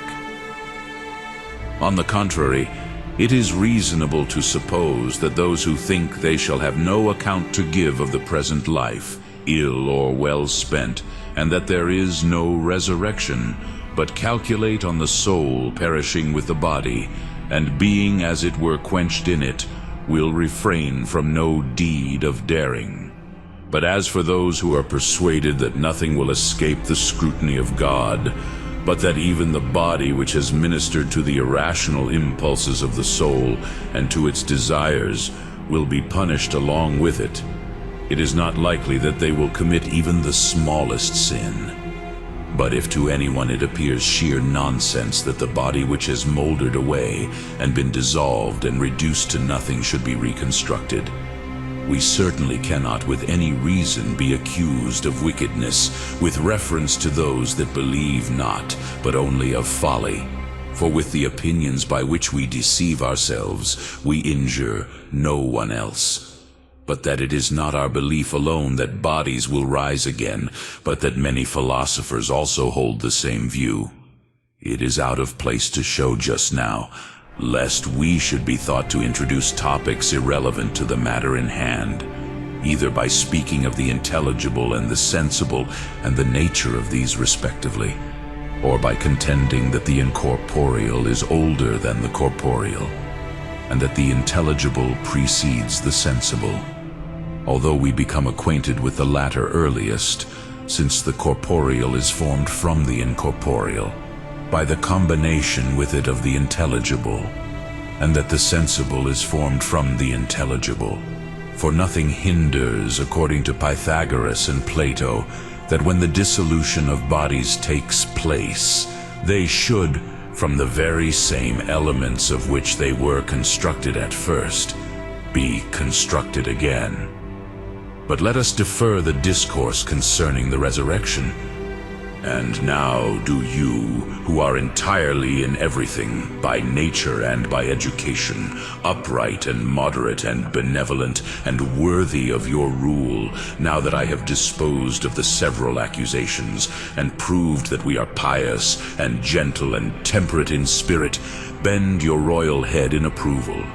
For who are more deserving to obtain the things they ask than those who like us pray for your government, that you may, as is most equitable, receive the kingdom son from father, and that your empire may receive increase and addition,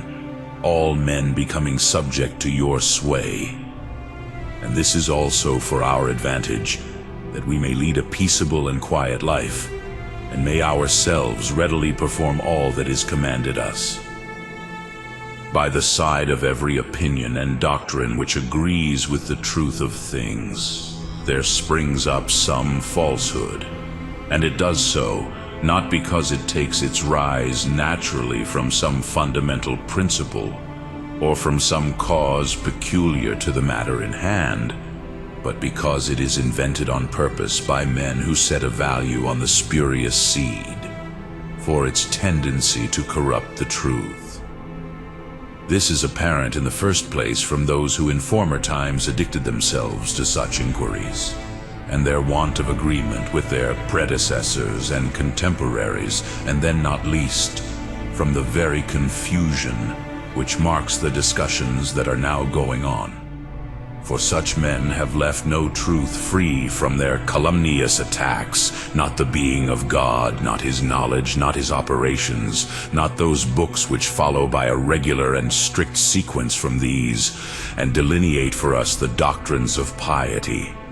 On the contrary, some of them utterly and once for all give up in despair the truth concerning these things, and some distort it to suit their own views, and some of set purpose doubt even of things which are palpably evident. Hence I think that those who bestow attention on such subjects should adopt two lines of argument, one in defense of the truth, another concerning the truth. That in defense of the truth, for disbelievers and doubters. That concerning the truth, for such as are candid and receive the truth with readiness. Accordingly, it behooves those who wish to investigate these matters to keep in view that which the necessity of the case in each instance requires, and to regulate their discussion by this, to accommodate the order of their treatment of these subjects to what is suitable to the occasion, and not for the sake of appearing always to preserve the same method, to disregard fitness and the place which properly belongs to each topic. For so far as proof and the natural order are concerned, dissertations concerning the truth always take precedence of those in defense of it. But for the purpose of greater utility, the order must be reversed, and arguments in defense of it precede those concerning it. For the farmer could not properly cast the seed into the ground unless he first extirpated the wild wood and whatever would be hurtful to the good seed, nor the physician introduce any wholesome medicines into the body that needed his care, if he did not previously remove the disease within, or stay that which was approaching. Neither surely can he who wishes to teach the truth persuade anyone by speaking about it, so long as there is a false opinion lurking in the mind of his hearers, and barring the entrance of his arguments. and therefore from regard to greater utility, I myself sometimes place arguments in defense of the truth before those concerning the truth. And on the present occasion it appears to me, looking at the requirements of the case, not without advantage to follow the same method in treating of the resurrection. For in regard to this subject also we find some utterly disbelieving, and some others doubting, and even among those who have accepted the first principles, some who are as much at a loss what to believe as those who doubt. The most unaccountable thing of all being, that they are in this state of mind without having any ground whatsoever in the matters themselves for their disbelief, or finding it possible to assign any reasonable cause why they disbelieve or experience any perplexity. Let us then consider the subject in the way I have indicated. If all disbelief does not arise from levity and inconsideration, but if it springs up in some minds on strong grounds and accompanied by the certainty which belongs to truth, well and good, for it then maintains the appearance of being just, when the thing itself to which their disbelief relates appears to them unworthy of belief. But to disbelieve things which are not deserving of disbelief is the act of men who do not employ a sound judgment about the truth. It behooves therefore those who disbelieve or doubt concerning the resurrection to form their opinion on the subject, not from any view they have hastily adopted, and from what is acceptable to profligate men, but either to assign the origin of men to no cause, a notion which is very easily refuted, or ascribing the cause of all things to God, to keep steadily in view the principle involved in this article of belief, and from this to demonstrate that the resurrection is utterly unworthy of credit. This they will succeed in, if they are able to show that it is either impossible for God, or contrary to his will, to unite and gather together again bodies that are dead, or even entirely dissolved into their elements, so as to constitute the same persons. If they cannot do this, let them cease from this godless disbelief and from this blasphemy against sacred things, for that they do not speak the truth when they say that it is impossible, or not in accordance with the divine will clearly appear from what I am about to say. A thing is in strictness of language considered impossible to a person, when it is of such a kind that he either does not know what is to be done, or has not sufficient power for the proper doing of the thing known. For he who is ignorant of anything that requires to be done is utterly unable either to attempt or to do what he is ignorant of. And he too, who knows ever so well what has to be done, and by what means, and how, but either has no power at all to do the thing known, or not power sufficient, will not even make the attempt, if lie be wise and consider his powers. And if he did attempt it without due consideration, he would not accomplish his purpose. But it is not possible for God to be ignorant either of the nature of the bodies that are to be raised, as regards both the members entire and the particles of which they consist, or whither each of the dissolved particles passes, and what part of the elements has received that which is dissolved, and has passed into that with which it has affinity. Although to men it may appear quite impossible that what has again combined according to its nature with the universe should be separable from it again. For he from whom, antecedently to the peculiar formation of each, was not concealed either the nature of the elements of which the bodies of men were to consist, or the parts of these from which he was about to take what seemed to him suitable for the formation of the human body, will manifestly, after the dissolution of the whole, not be ignorant whither each of the particles has passed, which he took for the construction of each. For, viewed relatively to the order of things now obtaining among us, and the judgment we form concerning other matters, it is a greater thing to know beforehand that which has not yet come to pass, but viewed relatively to the majesty and wisdom of God, both are according to nature, and it is equally easy to know beforehand things that have not yet come into existence, and to know things which have been dissolved. Moreover also that his power is sufficient for the raising of dead bodies is shown by the creation of these same bodies. For if, when they did not exist, he made at their first formation the bodies of men, and their original elements, he will, when they are dissolved, in whatever manner that may take place, raise them again with equal ease. For this too is equally possible to him. And it is no damage to the argument if some suppose the first beginnings to be from matter, or the bodies of men at least to be derived from the elements as the first materials, or from seed. For that power which could give shape to what is regarded by them as shapeless matter, and adorn it, when destitute of form and order, many and diverse forms, and gather into one the several portions of the elements, and divide the seed which was one and simple into many, and organize that which was unorganized, and give life to that which had no life. That same power can reunite what is dissolved, and raise up what is prostrate, and restore the dead to life again, and put the corruptible into a state of incorruption. And to the same being it will belong, and to the same power and skill to separate that which has been broken up and distributed among a multitude of animals of all kinds, which are wont to have recourse to such bodies, and glut their appetite upon them. To separate this, I say, and unite it again with the proper members and parts of members, whether it has passed into some one of those animals, or into many, or thence into others, or after being dissolved along with these, has been carried back again to the original elements, resolved into these according to a natural law. A matter this which seems to have exceedingly confounded some, even of those admired for wisdom who, I cannot tell why,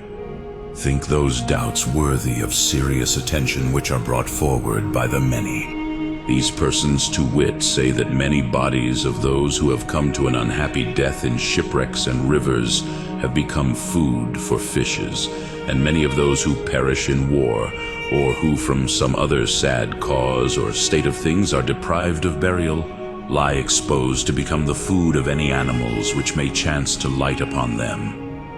Since, then, bodies are thus consumed, and the members and parts composing them are broken up and distributed among a great multitude of animals, and by means of nutrition become incorporated with the bodies of those that are nourished by them. In the first place, they say, their separation from these is impossible. And besides this, in the second place, they adduce another circumstance more difficult still. When animals of the kind suitable for human food, which have fed on the bodies of men, pass through their stomach and become incorporated with the bodies of those who have partaken of them, it is an absolute necessity, they say, that the parts of the bodies of men which have served as nourishment to the animals which have partaken of them should pass into other bodies of men, since the animals which meanwhile have been nourished by them convey the nutriment derived from those by whom they were nourished into those men of whom they become the nutriment. Then to this they tragically add the devouring of offspring perpetrated by people in famine and madness, and the children eaten by their own parents through the contrivance of enemies, and the celebrated Median feast, and the tragic banquet of Thyestes. And they add, moreover, other such like unheard of occurrences which have taken place among Greeks and barbarians. And from these things they establish, as they suppose, the impossibility of the resurrection, on the ground that the same parts cannot rise again with one set of bodies, and with another as well, for that either the bodies of the former possessors cannot be reconstituted, the parts which compose them having passed into others, or that these having been restored to the former, the bodies of the last possessors will come short. But it appears to me that such persons, in the first place, are ignorant of the power and skill of Him that fashioned and regulates this universe, who has adapted to the nature and kind of each animal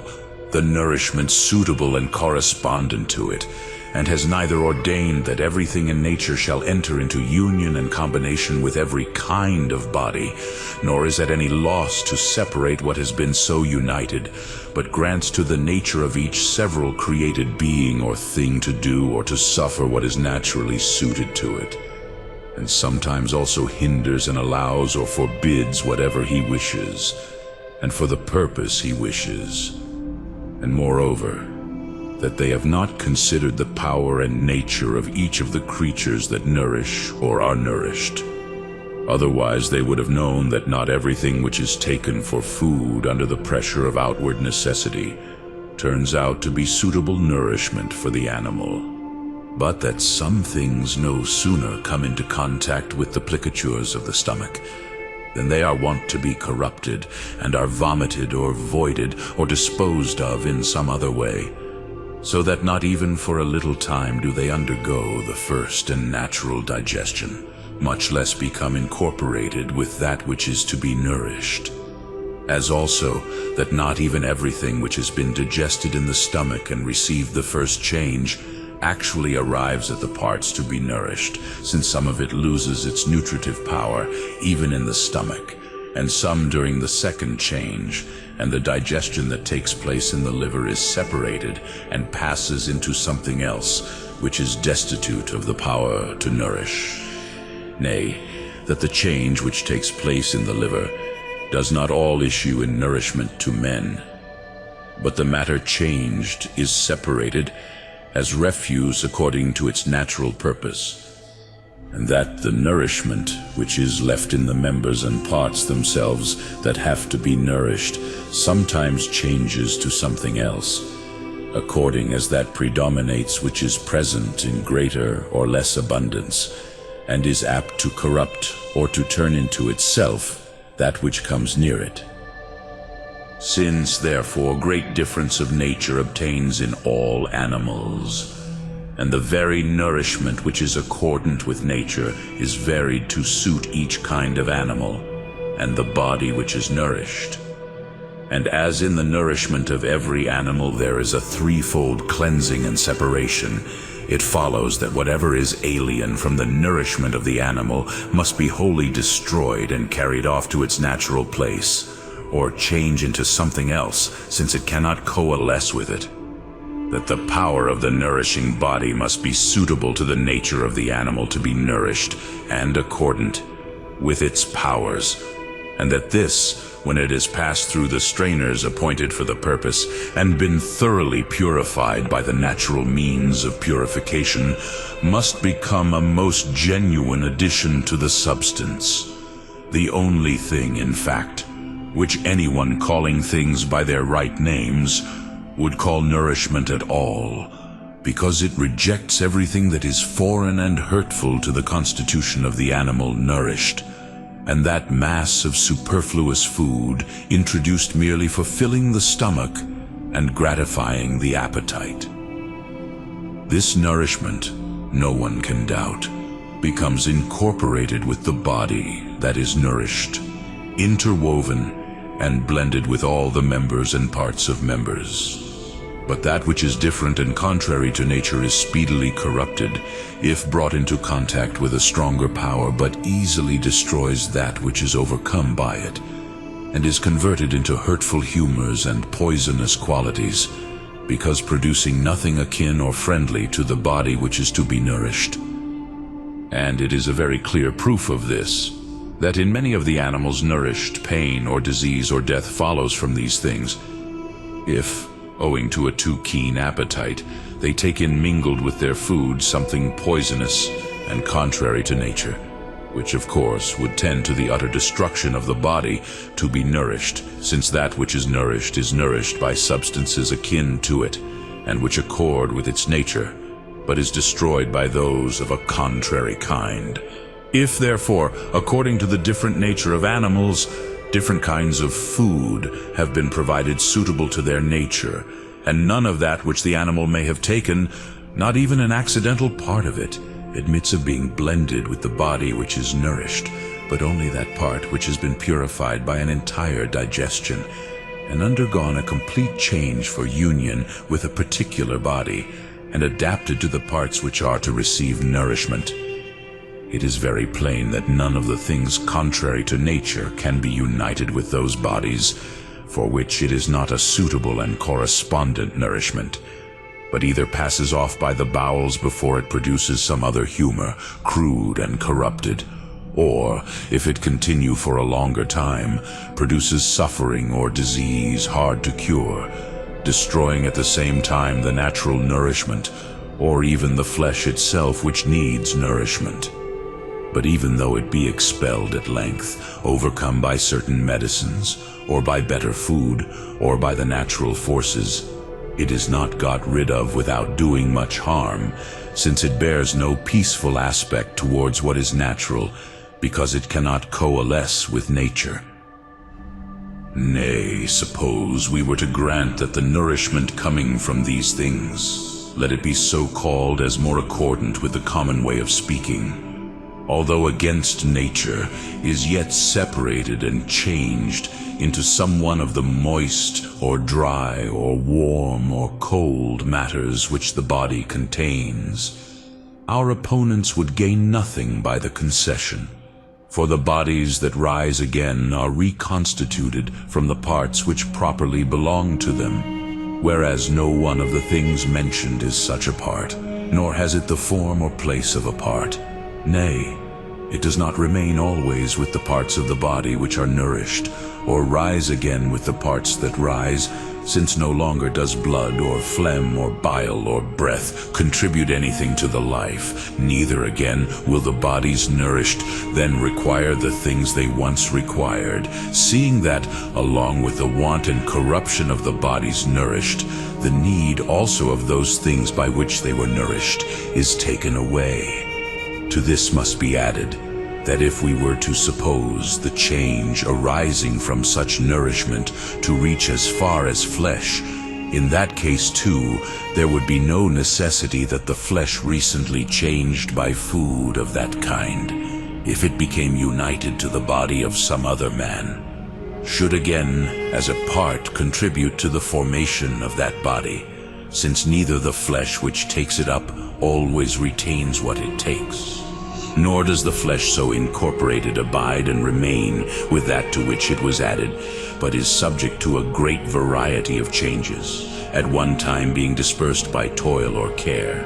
at another time being wasted by grief or trouble or disease, and by the distempers arising from being heated or chilled, the humors which are changed with the flesh and fat not receiving the nourishment so as to remain what they are. But while such are the changes to which the flesh is subject, we should find that flesh nourished by food unsuited to it suffers them in a much greater degree, now swelling out and growing fat by what it has received, and then again rejecting it in some way or other, and decreasing in bulk from one or more of the causes already mentioned, and that alone remains in the parts which is adapted to bind together, or cover, or warm the flesh that has been chosen by nature, and adheres to those parts by which it sustains the life which is according to nature, and fulfills the labors of that life, so that whether the investigation in which we have just been engaged be fairly judged of, or the objections urged against our position be conceded, in neither case can it be shown that what is said by our opponents is true, nor can the bodies of men ever combine with those of the same nature, whether at any time, through ignorance and being cheated of their perception by someone else, men have partaken of such a body, or of their own accord, impelled by want or madness. They have defiled themselves with the body of one of like form. For we are very well aware that some brutes have human forms, or have a nature compounded of men and brutes, such as the more daring of the poets are accustomed to represent. But what need is there to speak of bodies not allotted to be the food of any animal, and destined only for a burial in the earth in honor of nature? since the Maker of the world has not allotted any animal whatsoever as food to those of the same kind,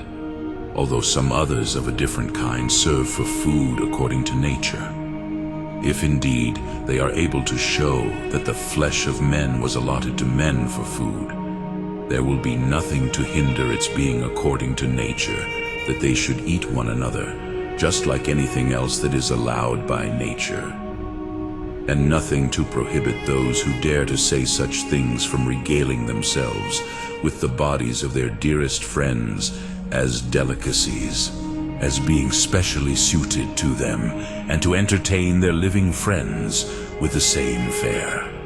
But if it be unlawful even to speak of this, and if for men to partake of the flesh of men is a thing most hateful and abominable,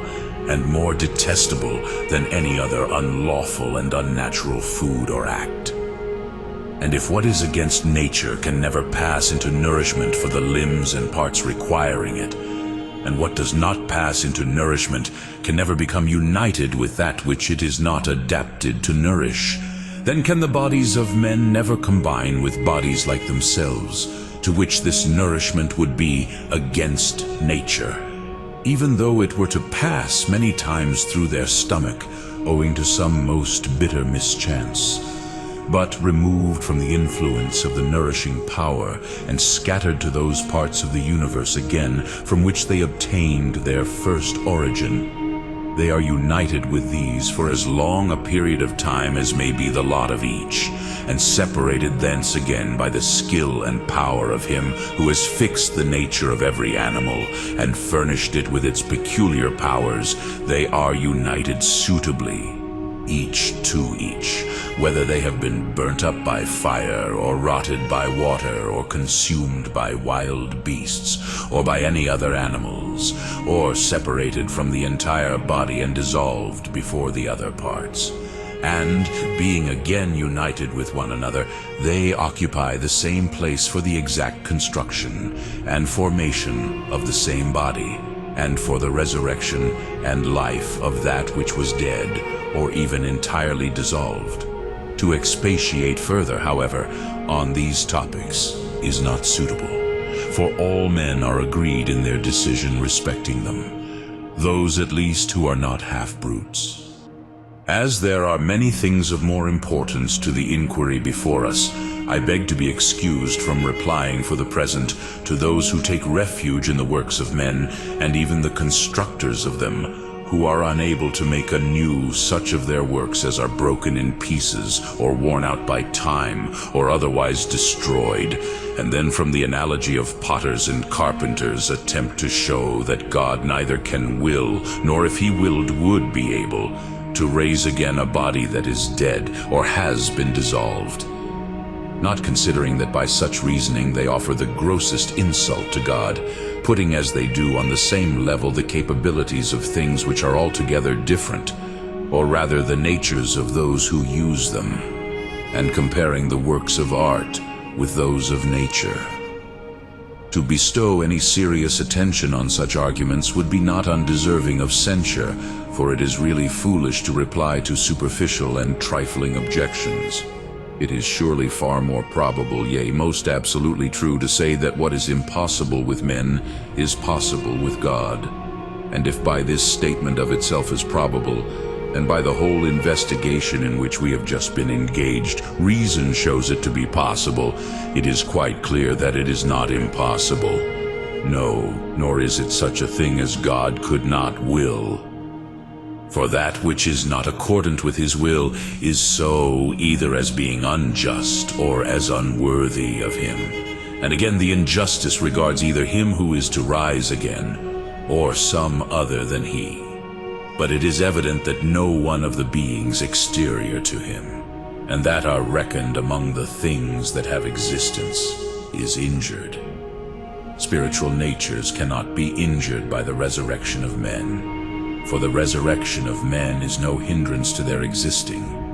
nor is any loss or violence inflicted on them by it, nor, again, would the nature of irrational or inanimate beings sustain wrong. For they will have no existence after the resurrection, and no wrong can be done to that which is not. But even if anyone should suppose them to exist forever, they would not suffer wrong by the renewal of human bodies. For if now, in being subservient to the nature of men and their necessities, while they require them, and subjected to the yoke and every kind of drudgery, they suffer no wrong, much more, when men have become immortal and free from want, and no longer need their service, and when they are themselves liberated from bondage, will they suffer no wrong? For if they had the gift of speech, they would not bring against the Creator the charge of making them, contrary to justice, inferior to men, because they did not share in the same resurrection. For to creatures whose nature is not alike, the just being does not assign a like end. And besides, with creatures that have no notion of justice, there can be no complaint of injustice. Nor can it be said either that there is any injustice done as regards the man to be raised, for he consists of soul and body, and he suffers no wrong as to either soul or body. No person in his senses will affirm that his soul suffers wrong, because in speaking so, he would at the same time be unawares reflecting on the present life also. For if now, while dwelling in a body subject to corruption and suffering, it has had no wrong done to it, much less will it suffer wrong when living in conjunction with a body which is free from corruption and suffering. The body again suffers no wrong, for if no wrong is done to it now, while united a corruptible thing with an incorruptible, manifestly will it not be wronged when united an incorruptible with an incorruptible. No, nor can anyone say that it is a work unworthy of God to raise up and bring together again a body which has been dissolved. For if the worse was not unworthy of him, namely to make the body which is subject to corruption and suffering, much more is the better not unworthy to make one not liable to corruption or suffering. If then by means of that which is by nature first and that which follows from it, each of the points investigated has been proved, it is very evident that the resurrection of dissolved bodies is a work which the Creator can perform, and can will, and such as is worthy of him. For by these considerations, the falsehood of the contrary opinion has been shown, and the absurdity of the position taken by disbelievers. For why should I speak of their correspondence each with each, and of their connection with one another? If indeed we ought to use the word connection as though they were separated by some difference of nature, and not rather say that what God can do, he can also will, and that what God can will, it is perfectly possible for him to do, and that it is accordant with the dignity of him who wills it. That to discourse concerning the truth is one thing, and to discourse in defense of it is another, has been sufficiently explained in the remarks already made, as also in what respects they differ from each other, and when and in dealing with whom they are severally useful. But perhaps there is no reason why, with a view to the general certainty, and because of the connection of what has been said with what remains, we should not make a fresh beginning from these same points and those which are allied to them. To the one kind of argument it naturally pertains to hold the foremost place, to the other to attend upon the first, and clear the way, and to remove whatever is obstructive or hostile. The discourse concerning the truth, as being necessary to all men for certainty and safety, holds the first place, whether in nature, or order, or usefulness. In nature, as furnishing the knowledge of the subject; in order, as being in those things and along with those things which it informs us of; in usefulness, as being a guarantee of certainty and safety to those who become acquainted with it. The discourse in defense of the truth is inferior in nature and force, for the refutation of falsehood is less important than the establishment of truth, and second in order, for it employs its strength against those who hold false opinions, and false opinions are an aftergrowth from another sowing, and from degeneration. But notwithstanding all this, it is often placed first, and sometimes is found more useful because it removes and clears away beforehand the disbelief which disquiets some minds, and the doubt or false opinion of such as have but recently come over. And yet each of them is referable to the same end. For the refutation of falsehood and the establishment of truth both have piety for their object. Not indeed that they are absolutely one and the same, but the one is necessary, as I have said, to all who believe, and to those who are concerned about the truth and their own salvation. But the other proves to be more useful on some occasions, and to some persons, and in dealing with some. Thus much by way of recapitulation, to recall what has been already said, we must now pass on to what we proposed, and show the truth of the doctrine concerning the resurrection, both from the cause itself, according to which, and on account of which, the first man and his posterity were created, although they were not brought into existence in the same manner, and from the common nature of all men as men, and further, from the judgment of their Maker upon them, according to the time each has lived, and according to the rules by which each has regulated his behavior, a judgment which no one can doubt will be just. The argument from the cause will appear, if we consider whether man was made at random and in vain, or for some purpose. And if for some purpose, whether simply that he might live and continue in the natural condition in which he was created, or for the use of another, and if with a view to use, whether for that of the Creator himself, or of someone of the beings who belong to him, and are by him deemed worthy of greater care. Now if we consider this in the most general way, we find that a person of sound mind, and who is moved by a rational judgment to do anything, does nothing in vain which he does intentionally, but either for his own use, or for the use of some other person for whom he cares, or for the sake of the work itself, being moved by some natural inclination and affection towards its production. For instance, to make use of an illustration, that our meaning may be clear, a man makes a house for his own use, but for cattle and camels and other animals of which he has need, he makes the shelter suitable for each of them. Not for his own use if we regard the appearance only, though for that, if we look at the end he has in view, but as regards the immediate object, from concern for those for whom he cares. He has children too, not for his own use, nor for the sake of anything else belonging to him, but that those who spring from him may exist and continue as long as possible, thus by the succession of children and grandchildren comforting himself respecting the close of his own life, and hoping in this way to immortalize the mortal. Such is the procedure of men. But God can neither have made man in vain, for he is wise, and no work of wisdom is in vain, nor for his own use, for he is in want of nothing, but to a being absolutely in need of nothing, no one of his works can contribute anything to his own use. Neither again did he make man for the sake of any of the other works which he has made. For nothing that is endowed with reason and judgment has been created, or is created for the use of another, whether greater or less than itself, but for the sake of the life and continuance of the being itself, so created. For reason cannot discover any use which might be deemed a cause for the creation of men, since immortals are free from want,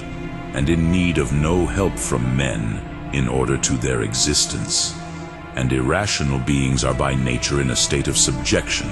and perform those services for men for which each of them was intended, but are not intended in their turn to make use of men. For it neither was nor is right to lower that which rules, and takes the lead to the use of the inferior, or to subject the rational to the irrational, which is not suited to rule. Therefore, If man has been created neither without cause and in vain, for none of God's works is in vain, so far at least as the purpose of their Maker is concerned, nor for the use of the Maker himself, or of any of the works which have proceeded from him, it is quite clear that although, according to the first and more general view of the subject, God made man for himself, and in pursuance of the goodness and wisdom which are conspicuous throughout the creation, yet, according to the view which more nearly touches the beings created, he made him for the sake of the life of those created, which is not kindled for a little while and then extinguished. For to creeping things, I suppose, and birds and fishes, or to speak more generally, all irrational creatures, God has assigned such a life as that. But to those who bear upon them the image of the Creator himself, and are endowed with understanding, and blessed with a rational judgment, the Creator has assigned perpetual duration, in order that, recognizing their own Maker, and his power and skill, and obeying law and justice, they may pass their whole existence free from suffering, in the possession of those qualities with which they have bravely borne their preceding life, although they lived in corruptible and earthly bodies. For whatever has been created for the sake of something else, when that has ceased to be for the sake of which it was created, will itself also fitly cease to be, and will not continue to exist in vain, since among the works of God that which is useless can have no place. But that which was created for the very purpose of existing and living a life naturally suited to it, since the cause itself is bound up with its nature and is recognized only in connection with existence itself, can never admit of any cause which shall utterly annihilate its existence. But since this cause is seen to lie in perpetual existence, the being so created must be preserved forever, doing and experiencing what is suitable to its nature, each of the two parts of which it consists contributing what belongs to it, so that the soul may exist and remain without change in the nature in which it was made, and discharge its appropriate functions, such as presiding over the impulses of the body, and judging of and measuring that which occurs from time to time by the proper standards and measures, and the body be moved according to its nature towards its appropriate objects, and undergo the changes allotted to it, and among the rest, relating to age or appearance or size, the resurrection. For the resurrection is a species of change, and the last of all, and a change for the better of what still remains in existence at that time. Confident of these things, no less than of those which have already come to pass, and reflecting on our own nature, we are content with a life associated with neediness and corruption, as suited to our present state of existence, and we steadfastly hope for a continuance of being in immortality. And this we do not take without foundation from the inventions of men, feeding ourselves on false hopes, but our belief rests on a most infallible guarantee, the purpose of him who fashioned us, according to which he made man of an immortal soul and a body, and furnished him with understanding and an innate law for the preservation and safeguard of the things given by him, as suitable to an intelligent existence and a rational life, for we know well that he would not have fashioned such a being, and furnished him with everything belonging to perpetuity, had he not intended that what was so created should continue in perpetuity. If therefore the Maker of this universe made man with a view to his partaking of an intelligent life, and that, having become a spectator of his grandeur, and of the wisdom which is manifest in all things, he might continue always in the contemplation of these, then according to the purpose of his author, and the nature which he has received, the cause of his creation is a pledge of his continuance forever, and this continuance is a pledge of the resurrection, without which man could not continue. So that from what has been said, it is quite clear that the resurrection is plainly proved by the cause of man's creation and the purpose of him who made him. Such being the nature of the cause for which man has been brought into this world, the next thing will be to consider that which immediately follows, naturally or in the order proposed. And in our investigation, the cause of their creation is followed by the nature of the men so created, and the nature of those created by the just judgment of their Maker upon them,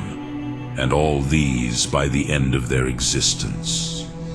Having investigated, therefore, the point placed first in order, we must now go on to consider the nature of men. The proof of the several doctrines of which the truth consists, or of any matters whatsoever proposed for examination, if it is to produce an unwavering confidence in what is said, must begin not from anything without, nor from what certain persons think or have thought, but from the common and natural notion of the matter, or from the connection of secondary truths with primary ones. For the question relates either to primary beliefs, and then all that is necessary is reminiscence, so as to stir up the natural notion, or to things which naturally follow from the first and to their natural sequence. And in these things we must observe order, showing what strictly follows from the first truths, or from those which are placed first, so as neither to be unmindful of the truth or of our certainty respecting it, nor to confound the things arranged by nature and distinguished from each other, or break up the natural order. Hence, I think it behooves those who desire to handle the subject with fairness, and who wish to form an intelligent judgment whether there is a resurrection or not, first to consider attentively the force of the arguments contributing to the proof of this, and what place each of them holds, which is first, which second, which third, and which last. And in the arrangement of these, they should place first the cause of the creation of men, namely, the purpose of the Creator in making man, and then connect with this, as is suitable, the nature of the men so created, not as being second in order, but because we are unable to pass our judgment on both at the same time, although they have the closest natural connection with each other, and are of equal force in reference to the subject before us. But while from these proofs as the primary ones, and as being derived from the work of creation, the resurrection is clearly demonstrated, nonetheless can we gain conviction respecting it from the arguments taken from providence. I mean from the reward or punishment due to each man in accordance with just judgment, and from the end of human existence. For many, in discussing the subject of the resurrection, have rested the whole cause on the third argument alone, deeming that the cause of the resurrection is the judgment. But the fallacy of this is very clearly shown from the fact that although all human beings who die rise again, yet not all who rise again are to be judged. For if only a just judgment were the cause of the resurrection, it would of course follow that those who had done neither evil nor good, namely very young children, would not rise again. But seeing that all are to rise again, those who have died in infancy as well as others, they too justify our conclusion that the resurrection takes place not for the sake of the judgment as the primary reason, but in consequence of the purpose of God in forming men and the nature of the beings so formed. But while the cause discoverable in the creation of men is of itself sufficient to prove that the resurrection follows by natural sequence on the dissolution of bodies, yet it is perhaps right not to shrink from adducing either of the proposed arguments, but, agreeably to what has been said, to point out to those who are not able of themselves to discern them, the arguments from each of the truths evolved from the primary, and first and foremost, the nature of the men created, which conducts us to the same notion and has the same force as evidence of the resurrection. For if the whole nature of men in general is composed of an immortal soul and a body which was fitted to it in the creation, and if neither to the nature of the soul by itself, nor to the nature of the body separately, has God assigned such a creation or such a life and entire course of existence as this, but to men compounded of the two, in order that they may, when they have passed through their present existence, arrive at one common end, with the same elements of which they are composed at their birth and during life. It unavoidably follows, since one living being is formed from the two, experiencing whatever the soul experiences and whatever the body experiences, doing and performing whatever requires the judgment of the senses or of the reason, that the whole series of these things must be referred to some one end, in order that they all, and by means of all, namely, man's creation,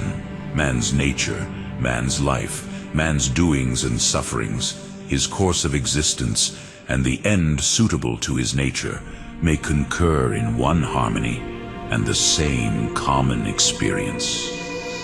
But if there is some one harmony and community of experience belonging to the whole being, whether of the things which spring from the soul, or of those which are accomplished by means of the body, the end for all these must also be one,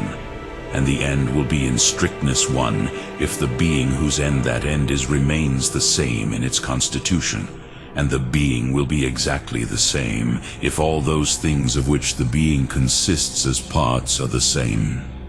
And they will be the same in respect of their peculiar union, if the parts dissolved are again united for the constitution of the being.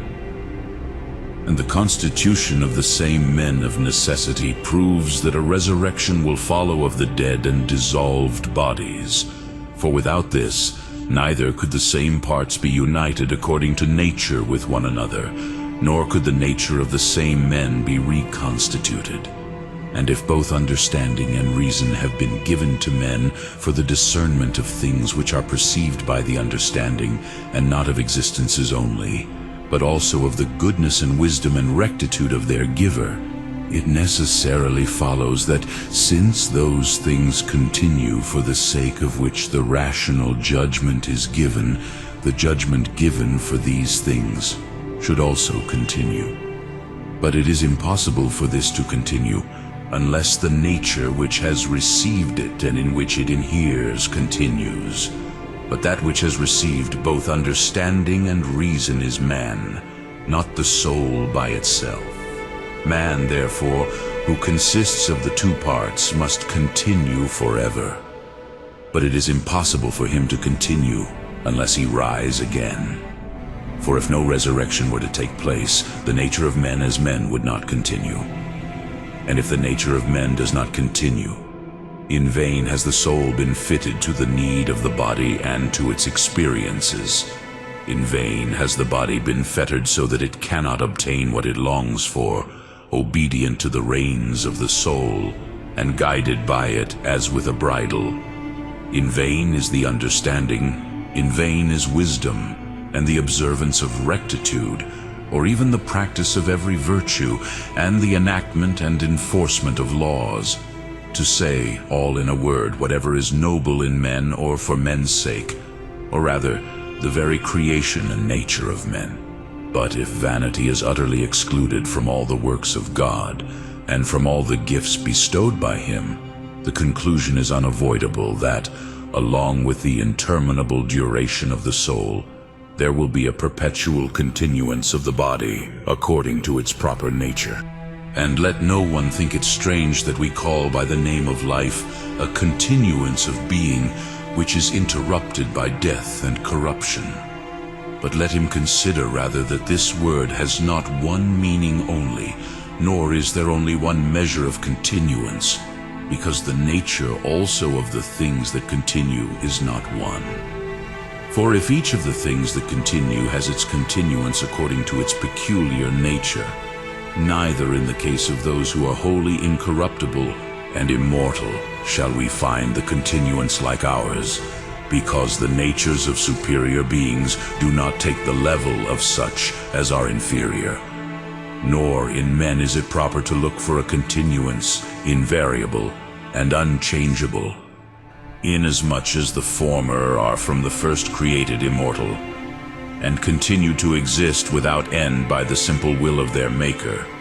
And men in respect of the soul have from their first origin an unchangeable continuance, but in respect of the body obtain immortality by means of change. This is what is meant by the doctrine of the resurrection.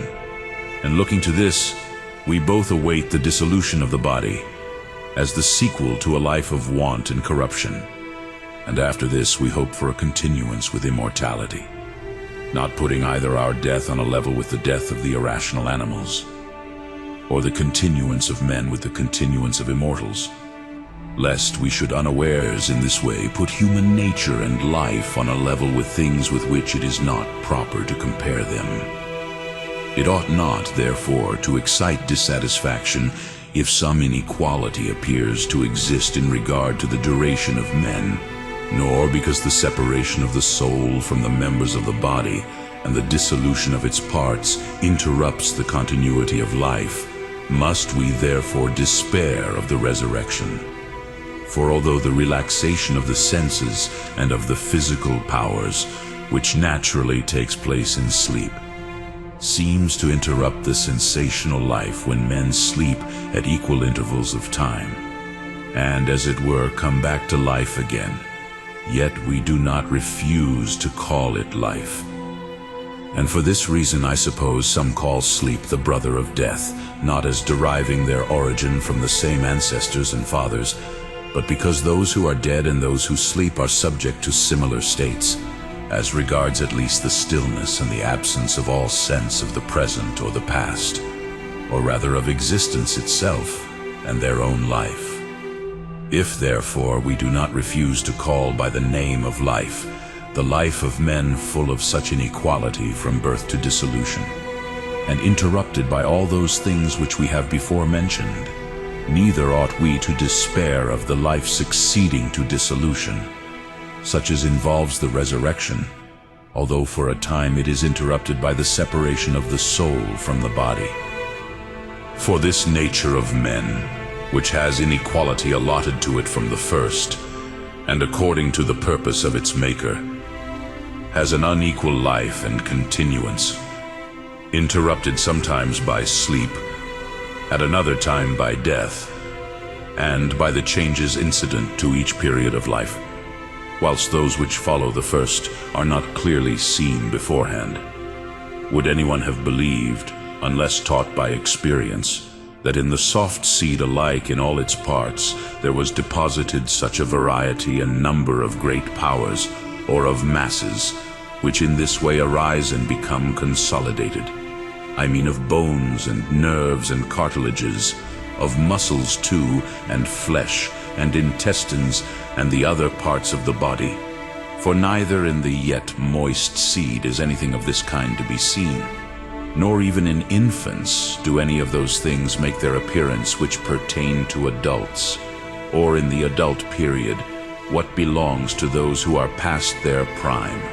or in these what belongs to such as have grown old. But although some of the things I have said exhibit not at all,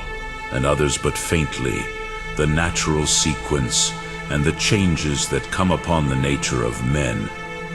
yet all who are not blinded in their judgment of these matters by vice or sloth know that there must be first the depositing of the seed, and that when this is completely organized in respect of every member and part, and the progeny comes forth to the light, there comes the growth belonging to the first period of life, and the maturity which attends growth, and after the maturity the slackening of the physical powers till old age, and then, when the body is worn out, its dissolution. As therefore in this matter, though neither the seed has inscribed upon it the life or form of men, nor the life the dissolution into the primary elements, the succession of natural occurrences makes things credible which have no credibility from the phenomena themselves, much more does reason, tracing out the truth from the natural sequence, afford ground for believing in the resurrection, since it is safer and stronger than experience for establishing the truth. The arguments I just now proposed for examination as establishing the truth of the resurrection are all of the same kind, since they all start from the same point. For their starting point is the origin of the first men by creation. But while some of them derive their strength from the starting point itself from which they take their rise, others, consequent upon the nature and the life of men, acquire their credibility from the superintendence of God over us. For the cause according to which and on account of which men have come into being closely connected with the nature of men, derives its force from creation. But the argument from rectitude, which represents God as judging men according as they have lived well or ill, derives its force from the end of their existence. They come into being on the former ground, but their state depends more on God's superintendence.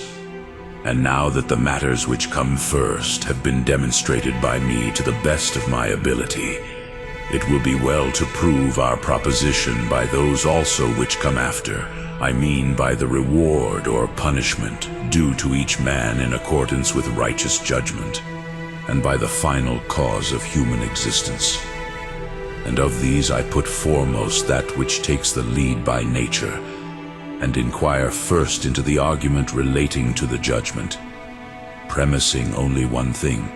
from concern for the principle which appertains to the matters before us, and for order,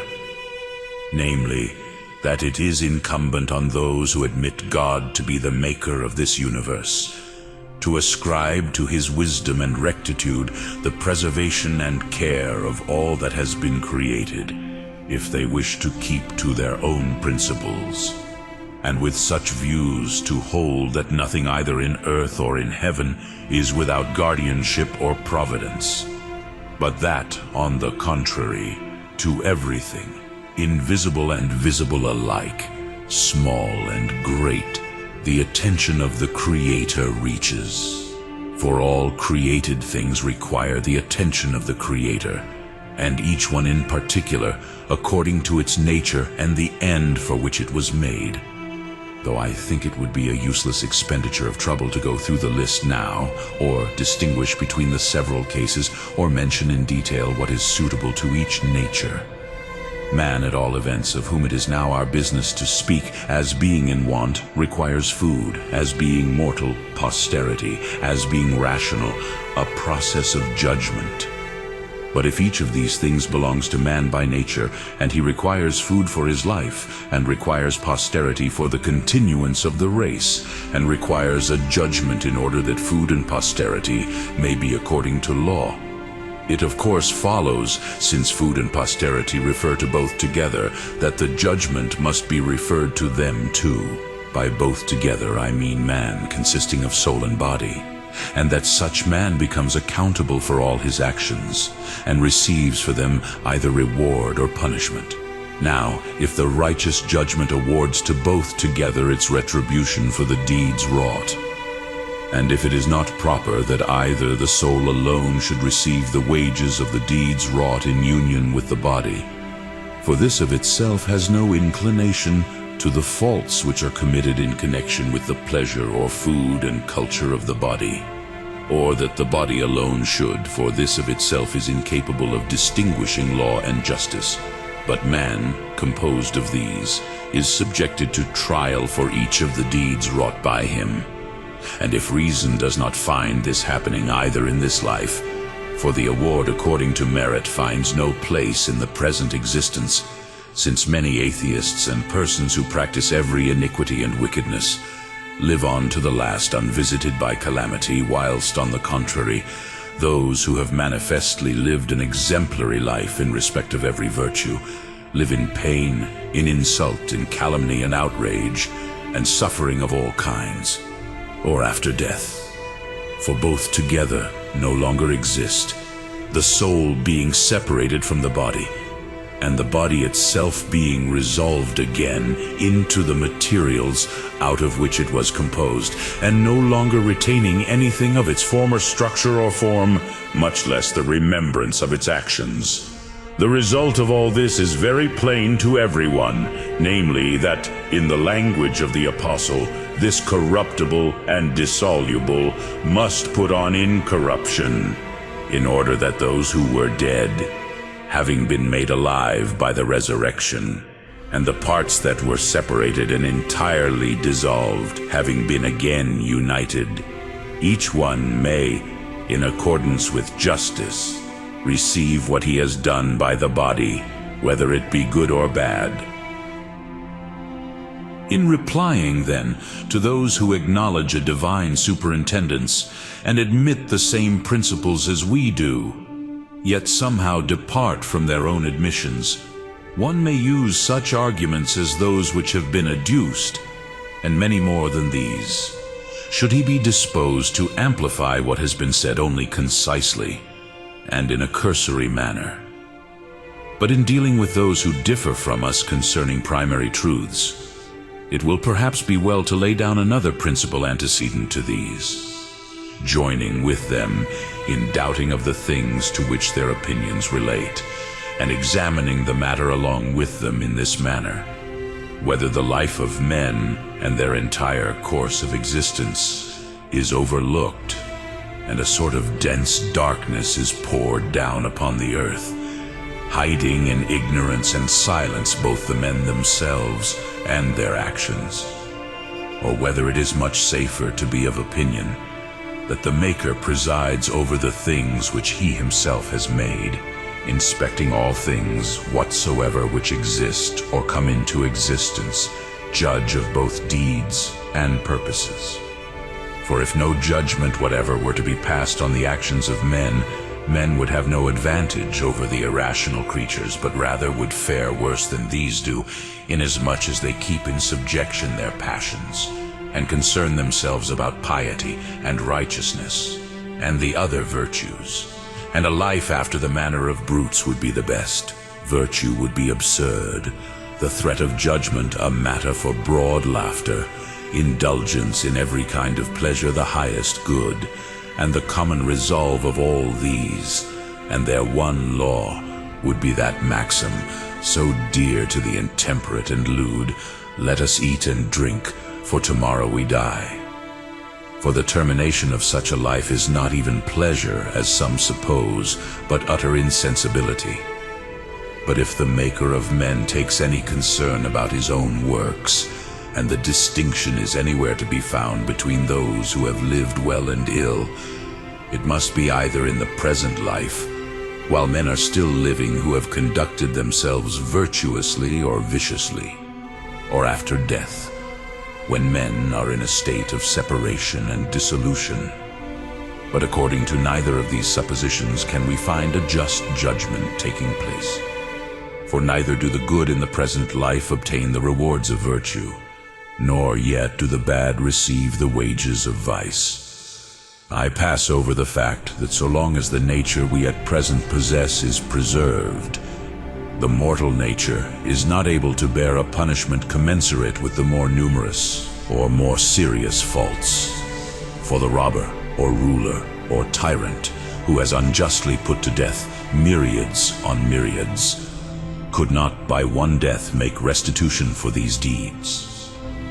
And the man who holds no true opinion concerning God, but lives in all outrage and blasphemy, despises divine things, breaks the laws, commits outrage against boys and women alike, razes cities unjustly, burns houses with their inhabitants, and devastates a country, and at the same time destroys inhabitants of cities and peoples, and even an entire nation. How in a mortal body could he endure a penalty adequate to these crimes, since death prevents the deserved punishment, and the mortal nature does not suffice for any single one of his deeds. It is proved, therefore, that neither in the present life is there a judgment according to men's deserts, nor after death. For either death is the entire extinction of life, the soul being dissolved and corrupted along with the body, or the soul remains by itself, incapable of dissolution, of dispersion, of corruption, whilst the body is corrupted and dissolved, retaining no longer any remembrance of past actions, nor sense of what it experienced in connection with the soul. If the life of men is to be utterly extinguished, it is manifest there will be no care for men who are not living, no judgment respecting those who have lived in virtue or in vice. But there will rush in again upon us whatever belongs to a lawless life, and the swarm of absurdities which follow from it, and that which is the summit of this lawlessness, atheism. But if the body were to be corrupted, and each of the dissolved particles to pass to its kindred element, yet the soul to remain by itself as immortal, neither on this supposition would any judgment on the soul take place, since there would be an absence of equity. For it is unlawful to suspect that any judgment can proceed out of God, and from God, which is wanting in equity. Yet equity is wanting to the judgment, if the being is not preserved in existence who practiced righteousness or lawlessness. For that which practiced each of the things in life on which the judgment is passed was man, not soul by itself. To sum up all in a word, this view will in no case consist with equity. For if good deeds are rewarded, the body will clearly be wronged, inasmuch as it has shared with the soul in the toils connected with well-doing, but does not share in the reward of the good deeds. And because, though the soul is often excused for certain faults on the ground of the body's neediness and want, the body itself is deprived of all share in the good deeds done, the toils on behalf of which it helped to bear during life. Nor again, if faults are judged, is the soul dealt fairly with, supposing it alone to pay the penalty for the faults it committed through being solicited by the body and drawn away by it to its own appetites and motions, at one time being seized upon and carried off, at another attracted in some very violent manner, and sometimes concurring with it by way of kindness and attention to its preservation. How can it possibly be other than unjust for the soul to be judged by itself in respect of things towards which in its own nature it feels no appetite, no motion, no impulse, such as licentiousness, violence, covetousness, injustice, and the unjust acts arising out of these? For if the majority of such evils come from men's not having the mastery of the passions which solicit them, and they are solicited by the neediness and want of the body, and the care and attention required by it, for these are the motives for every acquisition of property, and especially for the using of it, and moreover for marriage and all the actions of life, in which things and in connection with which is seen what is faulty and what is not so. How can it be just for the soul alone to be judged in respect of those things which the body is the first to be sensible of, and in which it draws the soul away to sympathy and participation in actions with a view to things which it wants? And that the appetites and pleasures, and moreover the fears and sorrows, in which whatever exceeds the proper bounds is amenable to judgment, should be set in motion by the body, and yet that the sins arising from these, and the punishments for the sins committed, should fall upon the soul alone, which neither needs anything of this sort, nor desires, nor fears, or suffers of itself any such thing as man is wont to suffer. But even if we hold that these affections do not pertain to the body alone, but to man, in saying which we should speak correctly, because the life of man is one,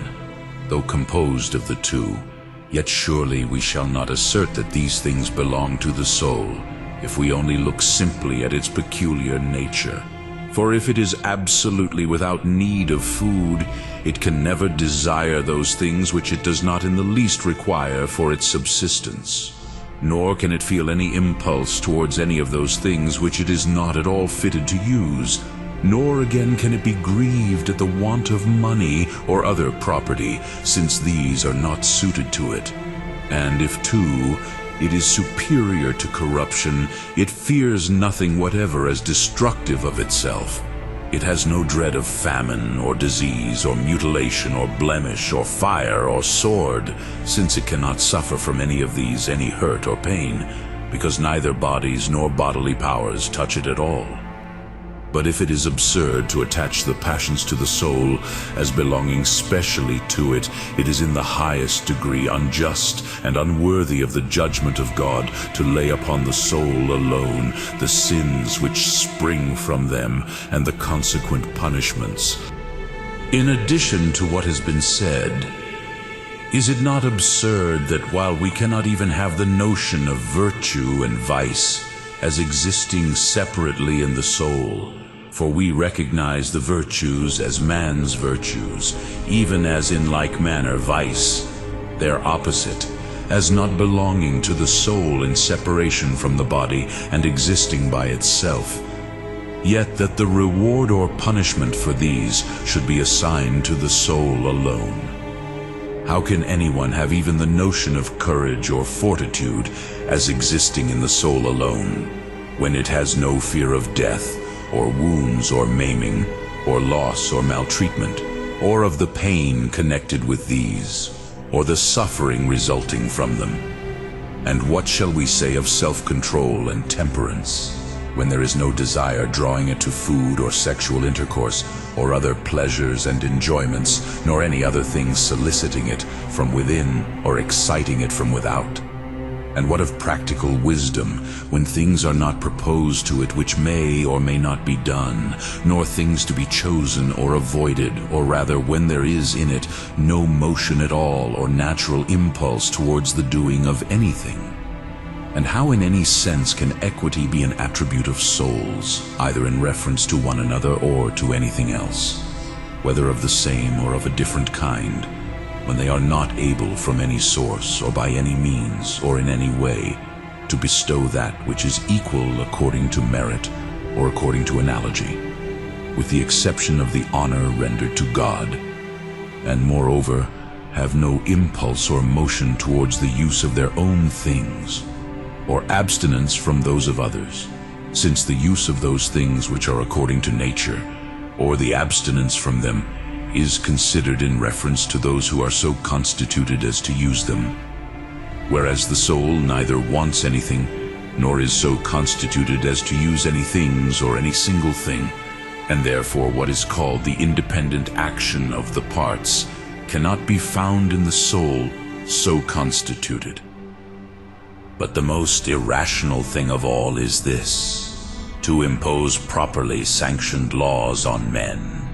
and then to assign to their souls alone the recompense of their lawful or unlawful deeds. For if he who receives the laws would also justly receive the recompense of the transgression of the laws, and if it was man that received the laws, and not the soul by itself, man must also bear the recompense for the sins committed, and not the soul by itself, since God has not enjoined on souls to abstain from things which have no relation to them, such as adultery, murder, theft, rapine, dishonor to parents, and every desire in general that tends to the injury and loss of our neighbors. For neither the command, "Honor thy father and thy mother," is adapted to souls alone, since such names are not applicable to them. For souls do not produce souls, so as to appropriate the appellation of father or mother, but men produce men. Nor could the command, "Thou shalt not commit adultery," ever be properly addressed to souls, or even thought of in such a connection, since the difference of male and female does not exist in them, nor any aptitude for sexual intercourse, nor appetite for it. And where there is no appetite, there can be no intercourse. And where there is no intercourse at all, there can be no legitimate intercourse, namely marriage. And where there is no lawful intercourse, neither can there be unlawful desire of, or intercourse with, another man's wife, namely adultery. Nor, again, is the prohibition of theft, or of the desire of having more, applicable to souls, for they do not need those things, through the need of which, by reason of natural indigence or want, men are accustomed to steal or to rob, such as gold or silver, or an animal, or something else adapted for food or shelter or use. For to an immortal nature everything which is desired by the needy as useful is useless. But let the fuller discussion of these matters be left to those who wish to investigate each point more exactly, or to contend more earnestly with opponents. But since what has just been said, and that which concurs with this to guarantee the resurrection, suffices for us, it would not be seasonable to dwell any longer upon them. For we have not made it our aim to omit nothing that might be said, but to point out in a summary manner to those who have assembled what ought to be thought concerning the resurrection, and to adapt to the capacity of those present the arguments bearing on this question. The points proposed for consideration having been to some extent investigated,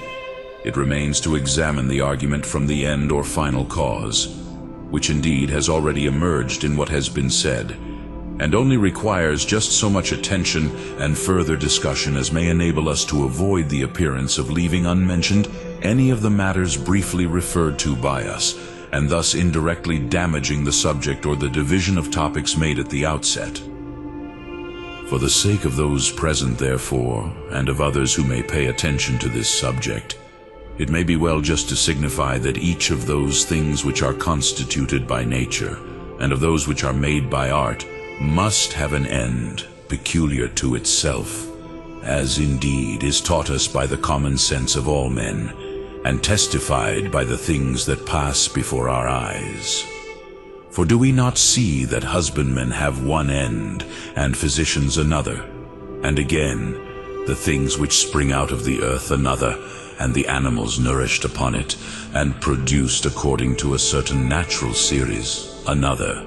If this is evident, and natural and artificial powers, and the actions arising from these, must by all means be accompanied by an end in accordance with nature, it is absolutely necessary that the end of men, since it is that of a peculiar nature, should be separated from community with the rest.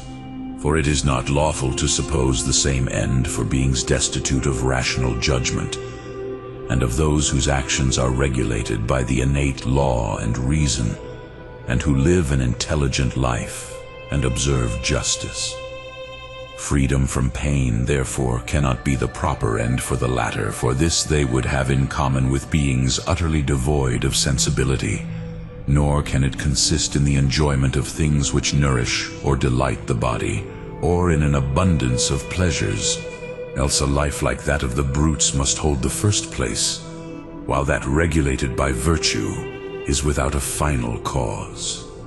For such an end as this, I suppose, belongs to beasts and cattle, not to men possessed of an immortal soul and rational judgment. Nor again is it the happiness of soul separated from body. For we are not inquiring about the life or final cause of either of the parts of which man consists, but of the being who is composed of both. For such is every man who has a share in this present existence, and there must be some appropriate end proposed for this life. But if it is the end of both parts together, and this can be discovered neither while they are still living in the present state of existence through the numerous causes already mentioned, nor yet when the soul is in a state of separation, because the man cannot be said to exist when the body is dissolved and indeed entirely scattered abroad, even though the soul continue by itself. It is absolutely necessary that the end of man's being should appear in some reconstitution of the two together, and of the same living being. And as this follows of necessity, there must by all means be a resurrection of the bodies which are dead, or even entirely dissolved, and the same men must be formed anew, since the law of nature ordains the end not absolutely, nor as the end of any men whatsoever, but of the same men who passed through the previous life. But it is impossible for the same men to be reconstituted unless the same bodies are restored to the same souls. But that the same soul should obtain the same body is impossible in any other way, and possible only by the resurrection. For if this takes place, an end befitting the nature of men follows also. And we shall make no mistake in saying that the final cause of an intelligent life and rational judgment is to be occupied uninterruptedly with those objects to which the natural reason is chiefly and primarily adapted, and to delight unceasingly in the contemplation of Him who is, and of His decrees, notwithstanding that the majority of men, because they are affected too passionately and too violently by things below, pass through life without attaining this object. For the large number of those who fail of the end that belongs to them does not make void the common lot, since the examination relates to individuals, and the reward or punishment of lives ill or well spent is proportioned to the merit of each.